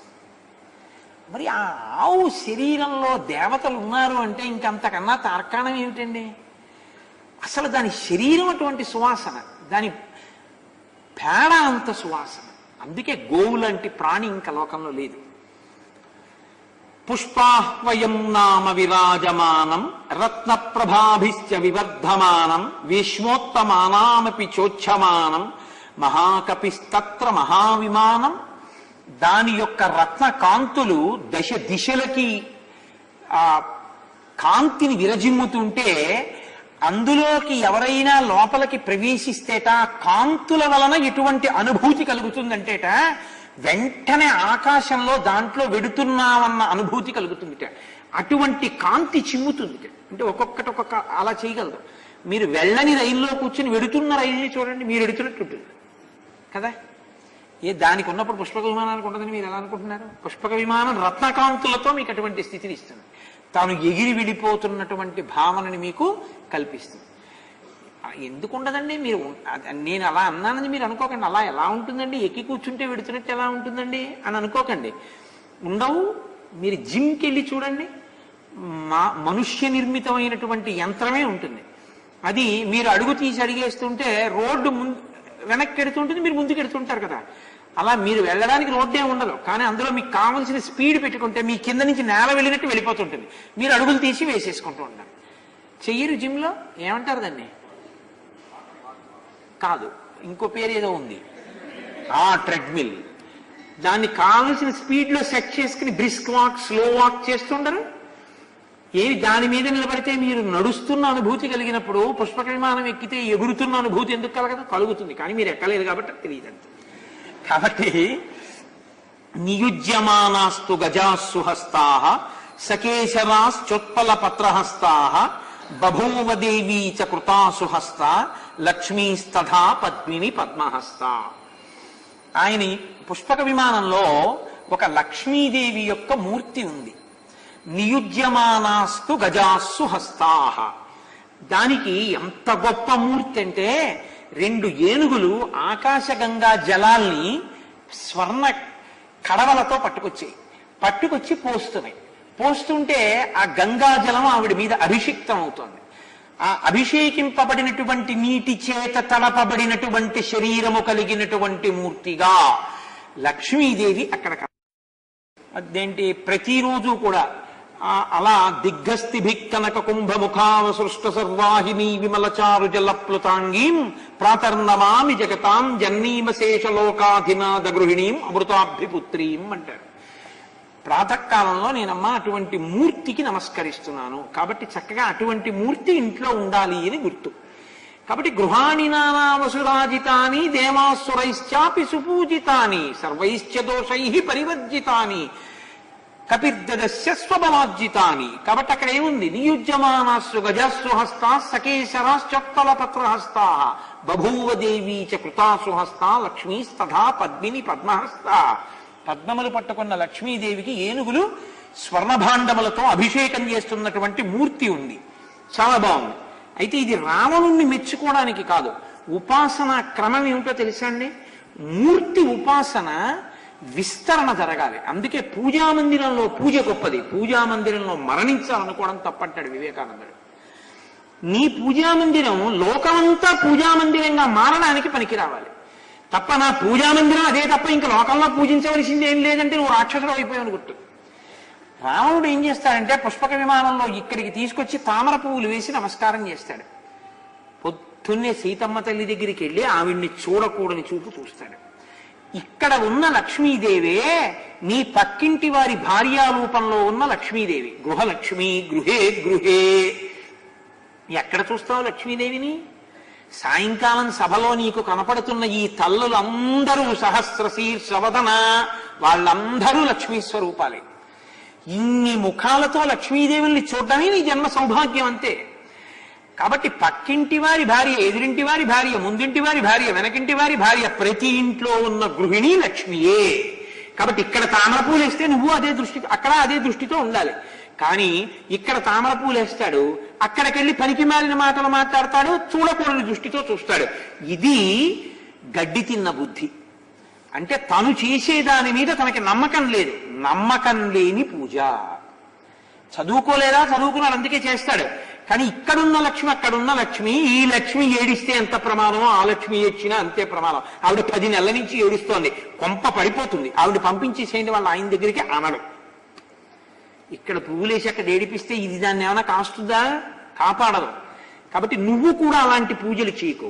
ఇంట్లో మంచి మంచి మూర్తుల్ని పెట్టి పూజలు చేసి చిట్ట చివరికి వచ్చేటప్పటికి, వీధిలోకి వచ్చేటప్పటికి నీ దృష్టి వక్ర దృష్టితో ఉంటే అక్కడ చేసిన పూజ నువ్వు ఇక్కడ చేసే పాపాన్ని ఆపలేదు. దాని పుణ్యం దాంది, ఐశ్వర్యం వస్తుంది. దీని పాపం దీంది, నిన్ను నశింపజేస్తుంది. అలా తెచ్చుకోకూడదు అనుకుంటావా? అక్కడ పూజని ఇక్కడ చూడు, అందరిలో లక్ష్మీదేవిని చూడు, సీతమ్మని చూడు, నువ్వు రాముడి అయిపోతావు, నువ్వు మర్యాదస్తుడు అయిపోతావు, నువ్వు పురుషోత్తముడు అవుతావు, నువ్వు మర్యాద తెలిసినవాడి అవుతావు. ఇది తెలియకపోతే రావణ పూజ. ఇది చెప్పడం, అంతేగాని అక్కడ చాలా బాగుందండి రావణుడు అలా చేస్తాడండి అని ఆయన గురించి గొప్పగా ఆలోచించమని కాదు, ఉపాసనలో ఉన్న వైక్లభ్యాన్ని చూడమని. కాబట్టి నతత్ర కించిన్న కృతం ప్రయత్నతో నతత్ర కించిన్న మహర్హరత్నవత్ నతే విశేషాన్ యథాసురేష్వపి నతత్ర కించిన్న మహావిశేషవత్. అక్కడ అసలు వాడినటువంటి ఏ ఒక్క రత్నమూ కూడా సామాన్యమైంది కాదు. అక్కడ ఉన్నటువంటి, అక్కడ నిర్మించిన ఏది కూడా ఇది ఇంకో చోట కూడా ఉంటుందండి అని మీరు చెప్పడం కుదరదు. మనసు పెట్టి ఎవరో ఒక మహాత్ముడు నిర్మించాడు బ్రహ్మగారు తప్ప, ఇక్కడ ఎలా ఉందో అక్కడ చూశానండి అక్కడ కూడా అలా ఉంటుందని చెప్పడానికి నీకు ఇంకుండదు. ఇక్కడ ఏ రత్నాలు ఉన్నాయో అటువంటివి ఇంకో చోట కూడా ఉన్నాయి అని నువ్వు చెప్పడం కుదరదు. అంతా ఇంత నీవి అసలు అటువంటిది ఒకటి ఉందని చెప్పి చెప్పడానికి ఇంకోట్లేదు. అటువంటిది వాడిదై ఉంది. అంటే ఇప్పుడు అసలు ఈ భూమండలంలో ఎవరి దగ్గర లేనంత ఐశ్వర్యము ఎవరి దగ్గర ఉంది? రావణుడి దగ్గర ఉంది. ఇంత ఐశ్వర్యానికి అధిపతి అంత దిక్కులేని చావెందుకు చచ్చిపోయాడు? ఒక్క పాపానికి చచ్చిపోయాడు. పరకాంత వ్యామోహమునకు నశించిపోయాడు. అది కూడా మామూలుగా కాదు, పుత్ర మిత్ర కళత్రాదులతో ససైన్యంగా నశించిపోయాడు. అంటే నీకు ఈశ్వరుడిచ్చింది నిలబెట్టుకోవాలంటే దాన్ని నశింప చెయ్యగలిగిన దాని జోలికి నువ్వు వెళ్ళవద్దు. ఇది సుందరకాండ యొక్క తీర్పు. కాబట్టి మీరు ఆ కోణంలో అన్వయం చేసుకుంటూ ఉండాలి. తపస్సమాధాన పరాక్రమార్జితం మనస్సమాధాన విచారచారిణం అనేక సంస్థాన విశేష నిర్మితం తతస్తుల్య విశేష దర్శనం. ఇది ఎవరికి ఎవరు ఎప్పుడు ఇచ్చారు అంటే అది పట్టుకొచ్చి బహుమానంగా ఉంచుకోండి అని ఎవరి పెళ్లికో ఇచ్చింది కాదు. గొప్ప తపస్సు చేస్తే తపస్సుకి ప్రీతి చెందినటువంటి బ్రహ్మగారు కుబేరుడికి ఇచ్చింది. కాబట్టి అది తపస్సు వలన వచ్చింది. ఈయన దగ్గర తపస్సు వల్లే ఉందా? లేదు. మరి దేని వల్ల ఉంది? తపస్సు చేసి సంపాదించుకున్నవాడు ఒక ఆయన, ఆయన్ని కొట్టి తెచ్చి వీడి దగ్గర పెట్టుకున్నవాడు ఈయన. అంత తపస్సు చేసి సంపాదించిన వాడంటే మహాత్ముడు. అందున ఆయన తనకన్నా ముందు పుట్టిన వాడంటే ఇంకా పూజనీయుడు. అటువంటి వాణ్ణి కొట్టి దాన్ని తెచ్చి ఇక్కడ పెట్టుకుంటే అది అక్కడ ఉండడానికి యోగ్యమవుతుందా? అది వెళ్ళిపోతుంది, అది ఉండదు. ఎందుకుంది? తాత్కాలికంగా నీ తపస్సు దాన్ని ఉంచింది. ఇది పోతుంది. ఎందుకంటే మహాపాపమే పుష్పక విమాన రూపంలో ఇప్పుడు అక్కడ ఉంది. ఇది చాలదన్నట్టు ఇంకోటి తెచ్చావు, సీతమ్మని తెచ్చావు. అంటే పైకి ఐశ్వర్యంలా కనపడుతున్నదేదో దాని వెనక పాపమున్నది. పైకి భోగమునకు ఉపకరించేదిగా కనపడుతున్న దాని వెనక పాపము నిన్ను తినేస్తుంది, పుష్పకము వెళ్ళిపోతుంది. ఎందుకని? ఒక్కటే కారణం, దాని వెనక అనుసరించిన మార్గము మంచిది కాదు. మార్గము మంచిది కానప్పుడు ఇది నిన్ను రక్షించదు. మార్గము మంచిది, ఒక్క దర్భాసనం ఇంట్లో పెట్టుకో చాలు, నిన్ను కాపాడేస్తుంది. ఏమీ అక్కర్లేదు, నీ ఇంట్లో ఏం అక్కర్లేదు. ఓ 100 రూపాయలు పెట్టి గోరఖ్పూర్ ప్రతో లేకపోతే ఇంకో ప్రతో కొనుక్కుని ఓ సుందరకాండని ఇంట్లో పెట్టుకో. సుందరకాండ నా ప్రాణం అండి, దీన్ని ఇలా కబ్బోర్డ్లో పెట్టుకుని రోజు ఒకసారి నమస్కారం చేసుకుంటాను చాలు. అది నీ మహదైశ్వర్యం. ఈ ఐశ్వర్యం ముందు నువ్వు ఏది ఐశ్వర్యం అనుకుంటున్నావో అది నిలబడే ఐశ్వర్యం కాదు. ఇది హనుమదైశ్వర్యం, అది రావణ ఐశ్వర్యం. ఇది చెప్పడం ఎంత చమత్కారంగా చెప్తారో చూడండి. తపస్సమాధాన పరాక్రమార్జితం. తపస్సుతో కుబేరుడు తెస్తే పరాక్రమంతో వీడి తెచ్చాడు. మనస్సమాధాన విచారచారిణం. మనస్సు ఎలా ఉంటే దాన్ని బట్టి అది వెడుతుంది. ఇప్పుడు అది ఎక్కడెక్కడికి వెడుతుండి ఉండాలి? మనస్సుని బట్టి వెళ్ళాలి అంటే అందులో ఎక్కి ఆయన మనసుని బట్టి కదండి వెడుతుంది. ఇప్పుడు పుష్పకం ఎక్కడెక్కడికి వెడుతుండి ఉండాలి? రావణుడు 2 చోట్లకే పెడతాడు. ఒకటి, యుద్ధం చేయడానికి ఒరే బలం ఉన్నవాడు ఎవడు రాని వాడితో యుద్ధం చేయడానికి పెడతాడు, రజోగుణ ప్రకోపంతో పెడతాడు. లేకపోతే అందమైన ఆడది ఎక్కడుంది అని అడుగుతాడు, పరుల భార్య అయినా సరే ఆవిడ్ని తీసుకురావడానికి పెడతాడు, కామ ప్రకోపంతో పెడతాడు, రజోగుణ ప్రకోపం. లేకపోతే వాడి దగ్గర విలువైన వస్తువేదో ఉందిట, దాన్ని తీసుకురావడానికి పెడతాడు. లేకపోతే ఇంకా తమోగుణ ప్రకోపం, అక్కడ ఈశ్వరుడు నర్తిస్తున్నట్ట వాడు వినడు, దాని మించి నేను వెళ్ళిపోతానంటాడు. అక్కడే కదా కొంపముచ్చుకున్నాడు కైలాస పర్వతం విషయంలో. తేకూడని రీతిలో తెచ్చిన ఈ పుష్పక విమానమే వాడి కొంప ముంచేసి శాపం తీసుకొచ్చింది. కాబట్టి నీ దగ్గర వస్తువు ఉండడం కాదు, నువ్వు ఆ వస్తువుని తెచ్చిన విధానం కూడా నిన్ను కాపాడుతుంది. అది కుబేరుడి దగ్గర ఉంటే రక్షణ, రావణుడి దగ్గర ఉంటే భక్షణ. కారణం ఏమిటంటే నువ్వు తెచ్చిన విధానం బట్టి అది నీకు పనికి వస్తుంది. ఇది నువ్వు తెలుసుకుని ఉంటే earning is nothing before the means of earning. మీరు పట్టుకుని ఉంటారు నేను అన్న మాటని, అది మీరు పట్టుకుని ఉండాలి జాగ్రత్తగా. కాబట్టి తపస్సమాధాన పరాక్రమార్జితం, మనస్సమాధాన విచారచారిణం, అనేక సంస్థాన విశేష నిర్మితం, తతస్తుల్య విశేష దర్శనం. అటువంటి పుష్పక విమానాన్ని హనుమ చూస్తున్నారు. ఆయన చూడడం, ఓ ఇక్కడ ఉండకూడదు, ఇక్కడుంది. ఆయన అలా అంటారు, ఆయన అలా ఏమంటారో అవన్నీ వెళ్ళిపోతాయి. ఆయన అన్నారు ఈ మాట, ఇది వెళ్ళిపోతుంది. రాముడికి తీసుకుపోతాడు ఉత్తర దిక్కుగా. తను అయోధ్యలో దిగిపోయి వెళ్ళిపోన్నాడు, కుబేరుడి దగ్గరికి వెళ్ళిపోన్నాడు. అంటే ఒక మహాపురుషుడు ఉపాసన బలం కలిగిన వాడు చీత్కరించాడో పాడైంది.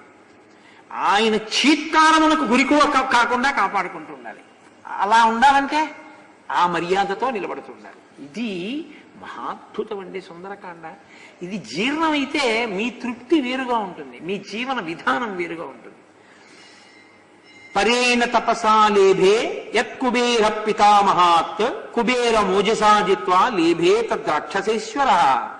ఇంకా స్పష్టంగా చెప్తున్నారు మహర్షి. ఒకవేళ మనం పట్టుకోలేకపోయామేమో అని, ఇది కుబేరుడిది, ఆయన్ని ఓడించి వీడు తెచ్చాడు. చందనేన చ రక్తేన తపనీయ నిభేన చ సుపుణ్య గంధినాయుక్తం ఆదిత్య తరుణోపమం. మధ్యాహ్న కాలంలో ఉండేటటువంటి సూర్యుడి కాంతి ఎలా ఉంటుందో అందులో కాంతి అలా ఉంటుంది.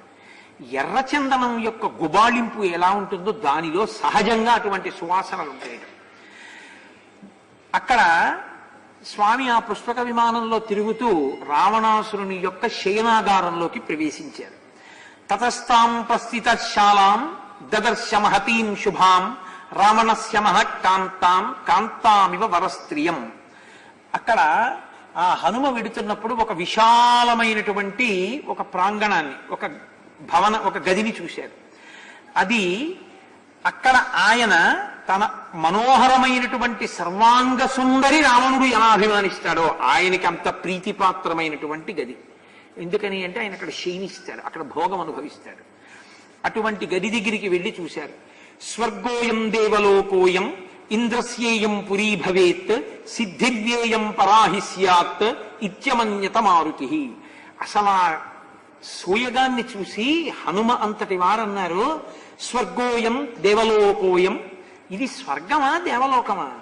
ఇంద్రస్యేయం పురీ భవేత్, ఇది కానీ ఇంద్రలోకం కాదు కదా, ఒకవేళ ఇది సిద్ధులుండే ప్రదేశం కాదు కదా అన్నారంటే, అటువంటి గది అసలు ఆయన శయనాగారం అలా ఉంటుంది, ఆయన బెడ్రూమ్ అలా ఉంటుంది. బెడ్రూమ్ అంత గొప్పగా ఉండడం, పూజ గది అంత అసహ్యంగా ఉండడం చాలా బాధాకరం కదండి. చాలా పెద్ద హాలు, కాస్ట్లీ ఫర్నిచర్, అద్భుతమైన బెడ్రూమ్, మంచం 5 లక్షలు, పూజ గది 3 అడుగులు. ఇప్పుడు మీరు యజమాని సంస్కారం పట్టుకోవాల్సి ఉంటుంది కదా. ఆయనకి మాత్రం అలా ఉండాలని ఉండదా? బెడ్రూమ్ ఏసీ, హాల్ ఏసీ, పూజ గది మాత్రం నాన్ ఏసీ. ఎందుకో తెలుసా అండి? అక్కడ అక్కర్లేదు, అదొక్కటి centrally air conditioned excluding the puja గది. అక్కడ ఎందుకండి ఏసీ? అక్కర్లేదు, ఫ్యాన్ ఉంటే చాలు. నేను 5 నిమిషాలేగా ఉండేది, నీ కోసం, ఈశ్వరుడి కోసం కాదు. కాదండి అంటే నువ్వు ముందు ఈ పూజ గది కూడా ఏసీ చేయించు అంటే ఏమంటాడంటే, దీపం పెట్టడం కుదరదు కదండి అంటే. చాలా చమత్కారంగా ఉంటుంది. ఈశ్వరుడు అక్కడ ఉన్నాడు అని నువ్వు నమ్మితే పూజ గది కూడా ఏసీ చేయించాడు.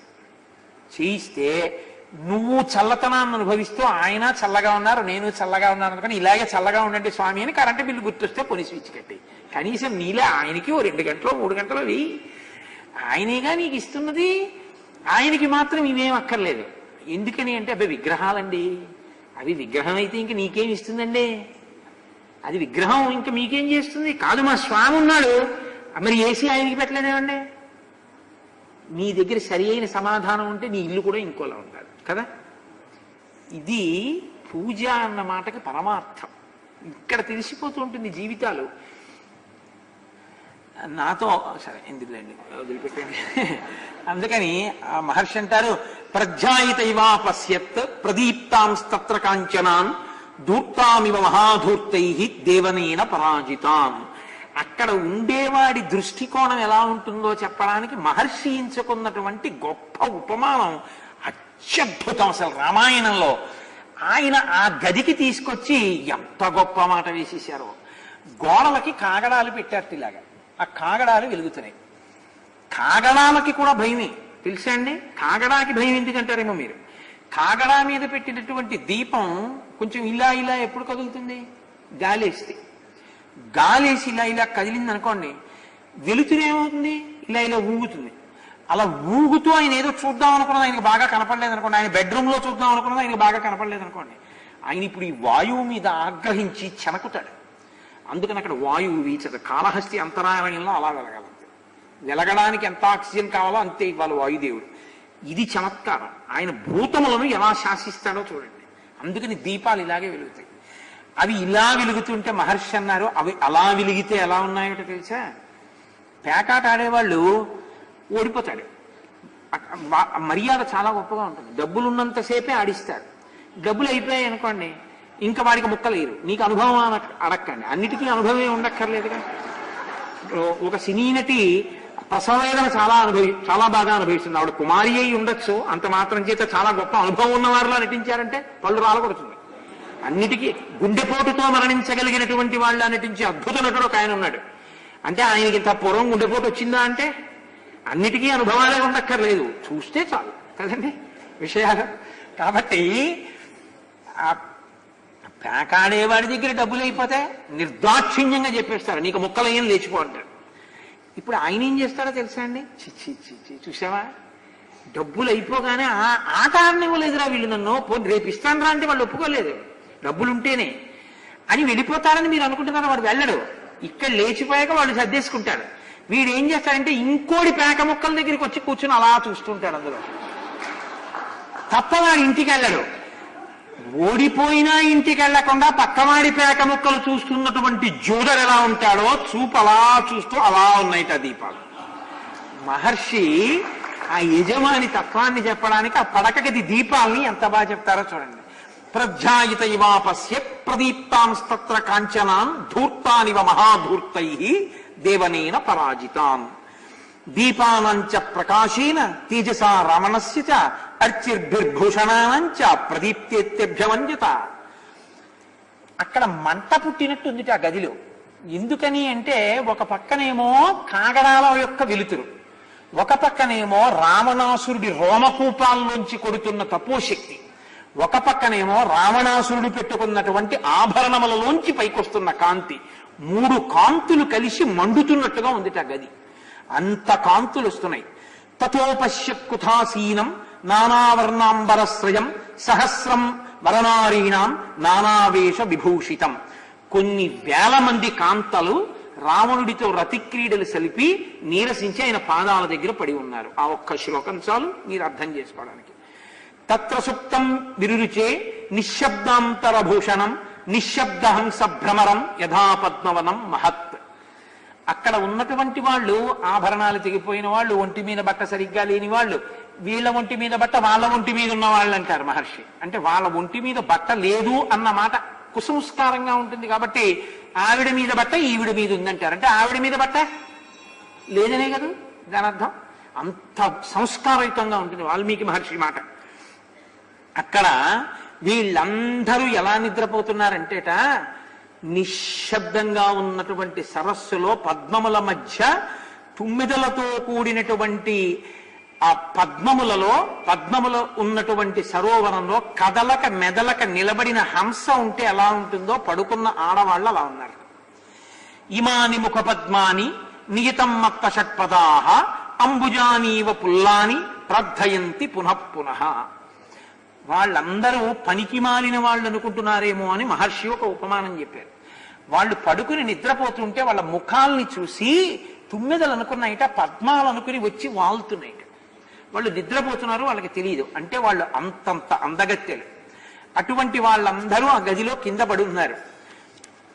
ఆ తర్వాత ఆయన ఆ స్త్రీల గురించి చేసేటటువంటి వర్ణన మీరు ఎప్పుడైనా సుందరకాండ చదివినప్పుడు చదవచ్చు. అవన్నీ పెద్ద ప్రత్యేకంగా నేను చెప్పవలసిన విషయాలు ఇంకవు.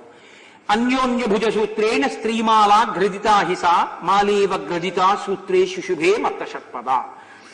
వాళ్ళు ఒకళ్ళ మీద ఒకళ్ళు చేతులు వేసుకుని పడుకుంటే ఈవిడి చెయ్యి ఆవిడ మీద, ఆవిడి చెయ్యి ఈవిడి మీద ఇలా పడుకుండిపోతే భుజములతో కూడినటువంటి మాల ఒకటి నిర్మాణం చేశారా అన్నట్టుగా ఆడవాళ్ళందరూ పడుకున్నారు.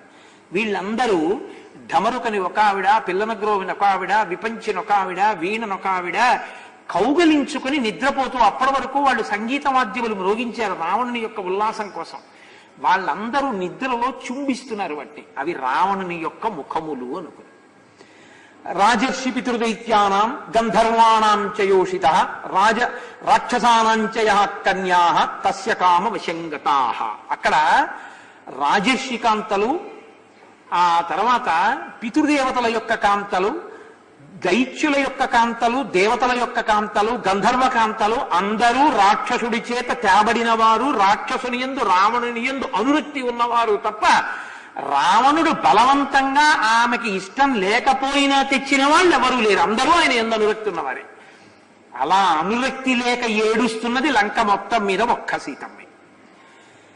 నత్ర కాచిత్ ప్రమదా ప్రసహ్య వీర్యోపపన్నేన గుణేన లబ్ధ నచాన్యకామాపి నచాన్యపూర్వ వినావరార్హం జనకాత్మజాం తాం అంటారు. వారిలో రావణుడు కామాతురుడై పరాక్రమము చూపి బలవంతంగా తీసుకొచ్చిన కాంత ఒక్కతే కూడా లేదు. అందరూ ఆయన్ని కావాలని వెంటబడి వచ్చిన వాళ్ళే. వాళ్ళలాగని చాలా ఏదో పనికి మాలిన వాళ్ళు, చాలా చేతకాని వాళ్ళు, చాలా హీనంగా జన్మించినటువంటి వాళ్ళని అనుకుంటారేమో. నచాకులీన నచ హీన రూప నదక్షిణ నుపచారయుక్త భార్యాభవత్తస్య నహీన సత్వ నచాపి కాంతస్య నకామనీయ. నచాకులీన ఉత్తమ వంశ సంజాత కానిదొక్కతే లేదు అందులో. నచ హీన రూప అందగత్య కానిదొక్కతి లేదు. నా దక్షిణ ఇంతకు ముందు ఆమె వేరొక భర్తని సేవించినది కాదు. నానుపచారయుక్త ఉపచారం తెలియంది కాదు. భార్యాభవత్తస్య హీనసత్వ బుద్ధి లేనిటువంటిది కాదు. నచాపి కాంతస్య నకామనీయ ఆయన ఎందు మనసు లేనిది ఒక్కతే లేదు. అందరూ ఆయన్ని కోరి వచ్చిన వాళ్ళే. ఇన్ని వేల మంది కాంతలు ఆయనతో కలిసి భోగించి ఆ చుట్టూ పడక గది నిండా అలా పడున్నారు. ఇంతమందితో భోగించి బడలి నిద్రపోతున్నాడు రావణాసురుడు. తత్ర దివ్యోపమం ముఖ్యం స్ఫాటికం రత్నభూషితం అవేక్షమాణో హనుమాన్ దదర్శ శయనాసనం. అక్కడే పరమ పవిత్రంగా ఉన్నటువంటి స్ఫటికములతో నిర్మింపబడిన ఒక రత్నభూషణం మీద పడుకోవడానికి వీలైనటువంటి ఒక గొప్ప తల్పాన్ని ఒకదాన్ని హనుమ చూశారు. అసలు ఆ పడుకునేటటువంటి తల్పమే అంత గొప్పగా ఉంది. తస్య చైకతమే దేశి దివ్యమాలా విభూషితం దరస్స పాండురం ఛత్రం తారాధిపతి సన్నిభం. అమూల్యమైనటువంటి హారం ఒకటి కట్టబడి దాని తలవేపు ఒక చక్కటి తెల్లటి గొడుగు ఒకటి పెట్టబడి ఉంది. దానికి ఒక గొప్ప మాల ఒకటి కట్టారు. దాని మీద పడుకుని ఉన్నాడు ఆయన. ఆయన ఎవరో హనుమ ఇంతకు ముందు చూడలేదు. కానీ ఆ పడుకున్న ఆయన ఎలా ఉన్నాడంటే తస్మిన్ జీమూత సంకాశం ప్రదీప్తోత్తమ కుండలం లోహితాక్షం మహాబాహుం మహారజతవాసనం. నీలజీమూత సంకాశం, నీరు పట్టిన నల్లటి మబ్బొచ్చి తెల్లటి పక్క మీద పడుకుంటే ఎలా ఉంటుందో అలా ఉన్నాడు. ప్రదీప్తోత్తమ కుండలం, చెవులకు పెట్టుకున్నటువంటి కుండలముల కాంతి బుగ్గల మీద కొడుతోంది. లోహితాక్షం, పడుకున్నా కూడా ఈ కను రెప్ప కొద్దిగా తెరిచుండడం వల్ల ఎర్రటి కళ్ళల్లోంచి ఎరుపు కాంతి పైకొస్తోంది. అంత తమకంలో పడుకుని ఉన్నవాడు. మహాబాహుం, పెద్ద పెద్ద బాహువులు ఉన్నవాడు. మహారజతవాసనం, బంగారంతో కూడిన జరీతో చేయబడిన బట్ట, అమూల్యమైన వస్త్రం కట్టుకుని ఉన్నాడు. లోహితేనాను లిప్తాంగం, ఎర్రచందనాన్ని ఒళ్ళంతా పూసుకున్నాడు. చందనేన సుగంధిన సంధ్యారక్తమివాకాశే తోయదం సతతిగ్గణం. సంధ్యాకాలంలో ఉండేటటువంటి మేఘం మీద ఉన్న మిరుపు ఎలా ఉంటుందో అలా పడుకున్నాడు. వృతమాభరణైర్దివ్యై సురూపం కామరూపిణం సవృక్ష వన గుల్మాఢ్యం ప్రసుప్తమివ మందరం. వృక్షములతోటి గుహలతో కూడినటువంటి మందర పర్వతమే నిద్రపోతే ఎలా ఉంటుందో ఆయన అలా ఉన్నాడు. పీత్వాప్యుపరతం చాపి దదర్శ సమహాకపి భాస్వరే శయనే వీరం ప్రసుప్తం రాక్షసాధిపం. బాగా తాగి తాగి నిద్రపోతున్నాడు. స్త్రీలతో భోగించి భోగించి నిద్రపోతున్నాడు. రజోగుణము చేత బడలిపోయిన వాడై నిద్రపోజినటువంటి ఆ రాక్షసాధిపుడు అని ఇప్పుడు చెప్పారు మహర్షి. రావణాసురుణ్ణి హనుమ చూశారు. కొంచెం దగ్గరకి వెళ్ళి చూసే ప్రయత్నం చేశారు. నిశ్వసంతం యథానాగం రావణం వానరర్షభ ఆసాద్య పరమోద్విగ్న సోపాసర్పత్ సుభీతవత్. ఇంతటి మహానుభావుడైన హనుమ నిద్రపోతున్నటువంటి రావణాసురుడికి కొంచెం దగ్గరగా వెళ్ళి చూడబోయి అసలు ఆ స్వరూపాన్ని చూసి భయపడ్డారు, దిగులు చెందారు. అదేమిటంటే హనుమ భయపడ్డం అనకండి మీరు. ఆయన స్వరూపం అటువంటిది, రావణుడి తపస్సు అటువంటిది, ఆ తేజస్సు అటువంటిది. రోమకూపాల్లోంచి కొడుతోంది ఆ తేజస్సు. నిద్రపోతుంటే ఇక లేచుంటే ఎలా ఉంటాడో చూడండి. 10 తలకాయలతో ఉంటాడు. ఇంకా పడుకున్నాడు కాబట్టి ఒక్క తలకాయ 2 చేతులు, లేస్తే 10 తలకాయలు 20 చేతులతో ఉంటాడు. కాబట్టి నిద్రపోతున్నవాడు ఎలా ఉన్నాడంటే నిశ్వసంతం యథానాగం. నిద్రపోతున్నా పాము ఎలా బుస కొడుతూ ఉంటుందో అలా పడుకున్నాడు. రావణం వానరర్షభ, ఆ నిద్రపోతున్న రావణుడు ఆయన యొక్క తేజస్సు చూసి భయపడిన వారై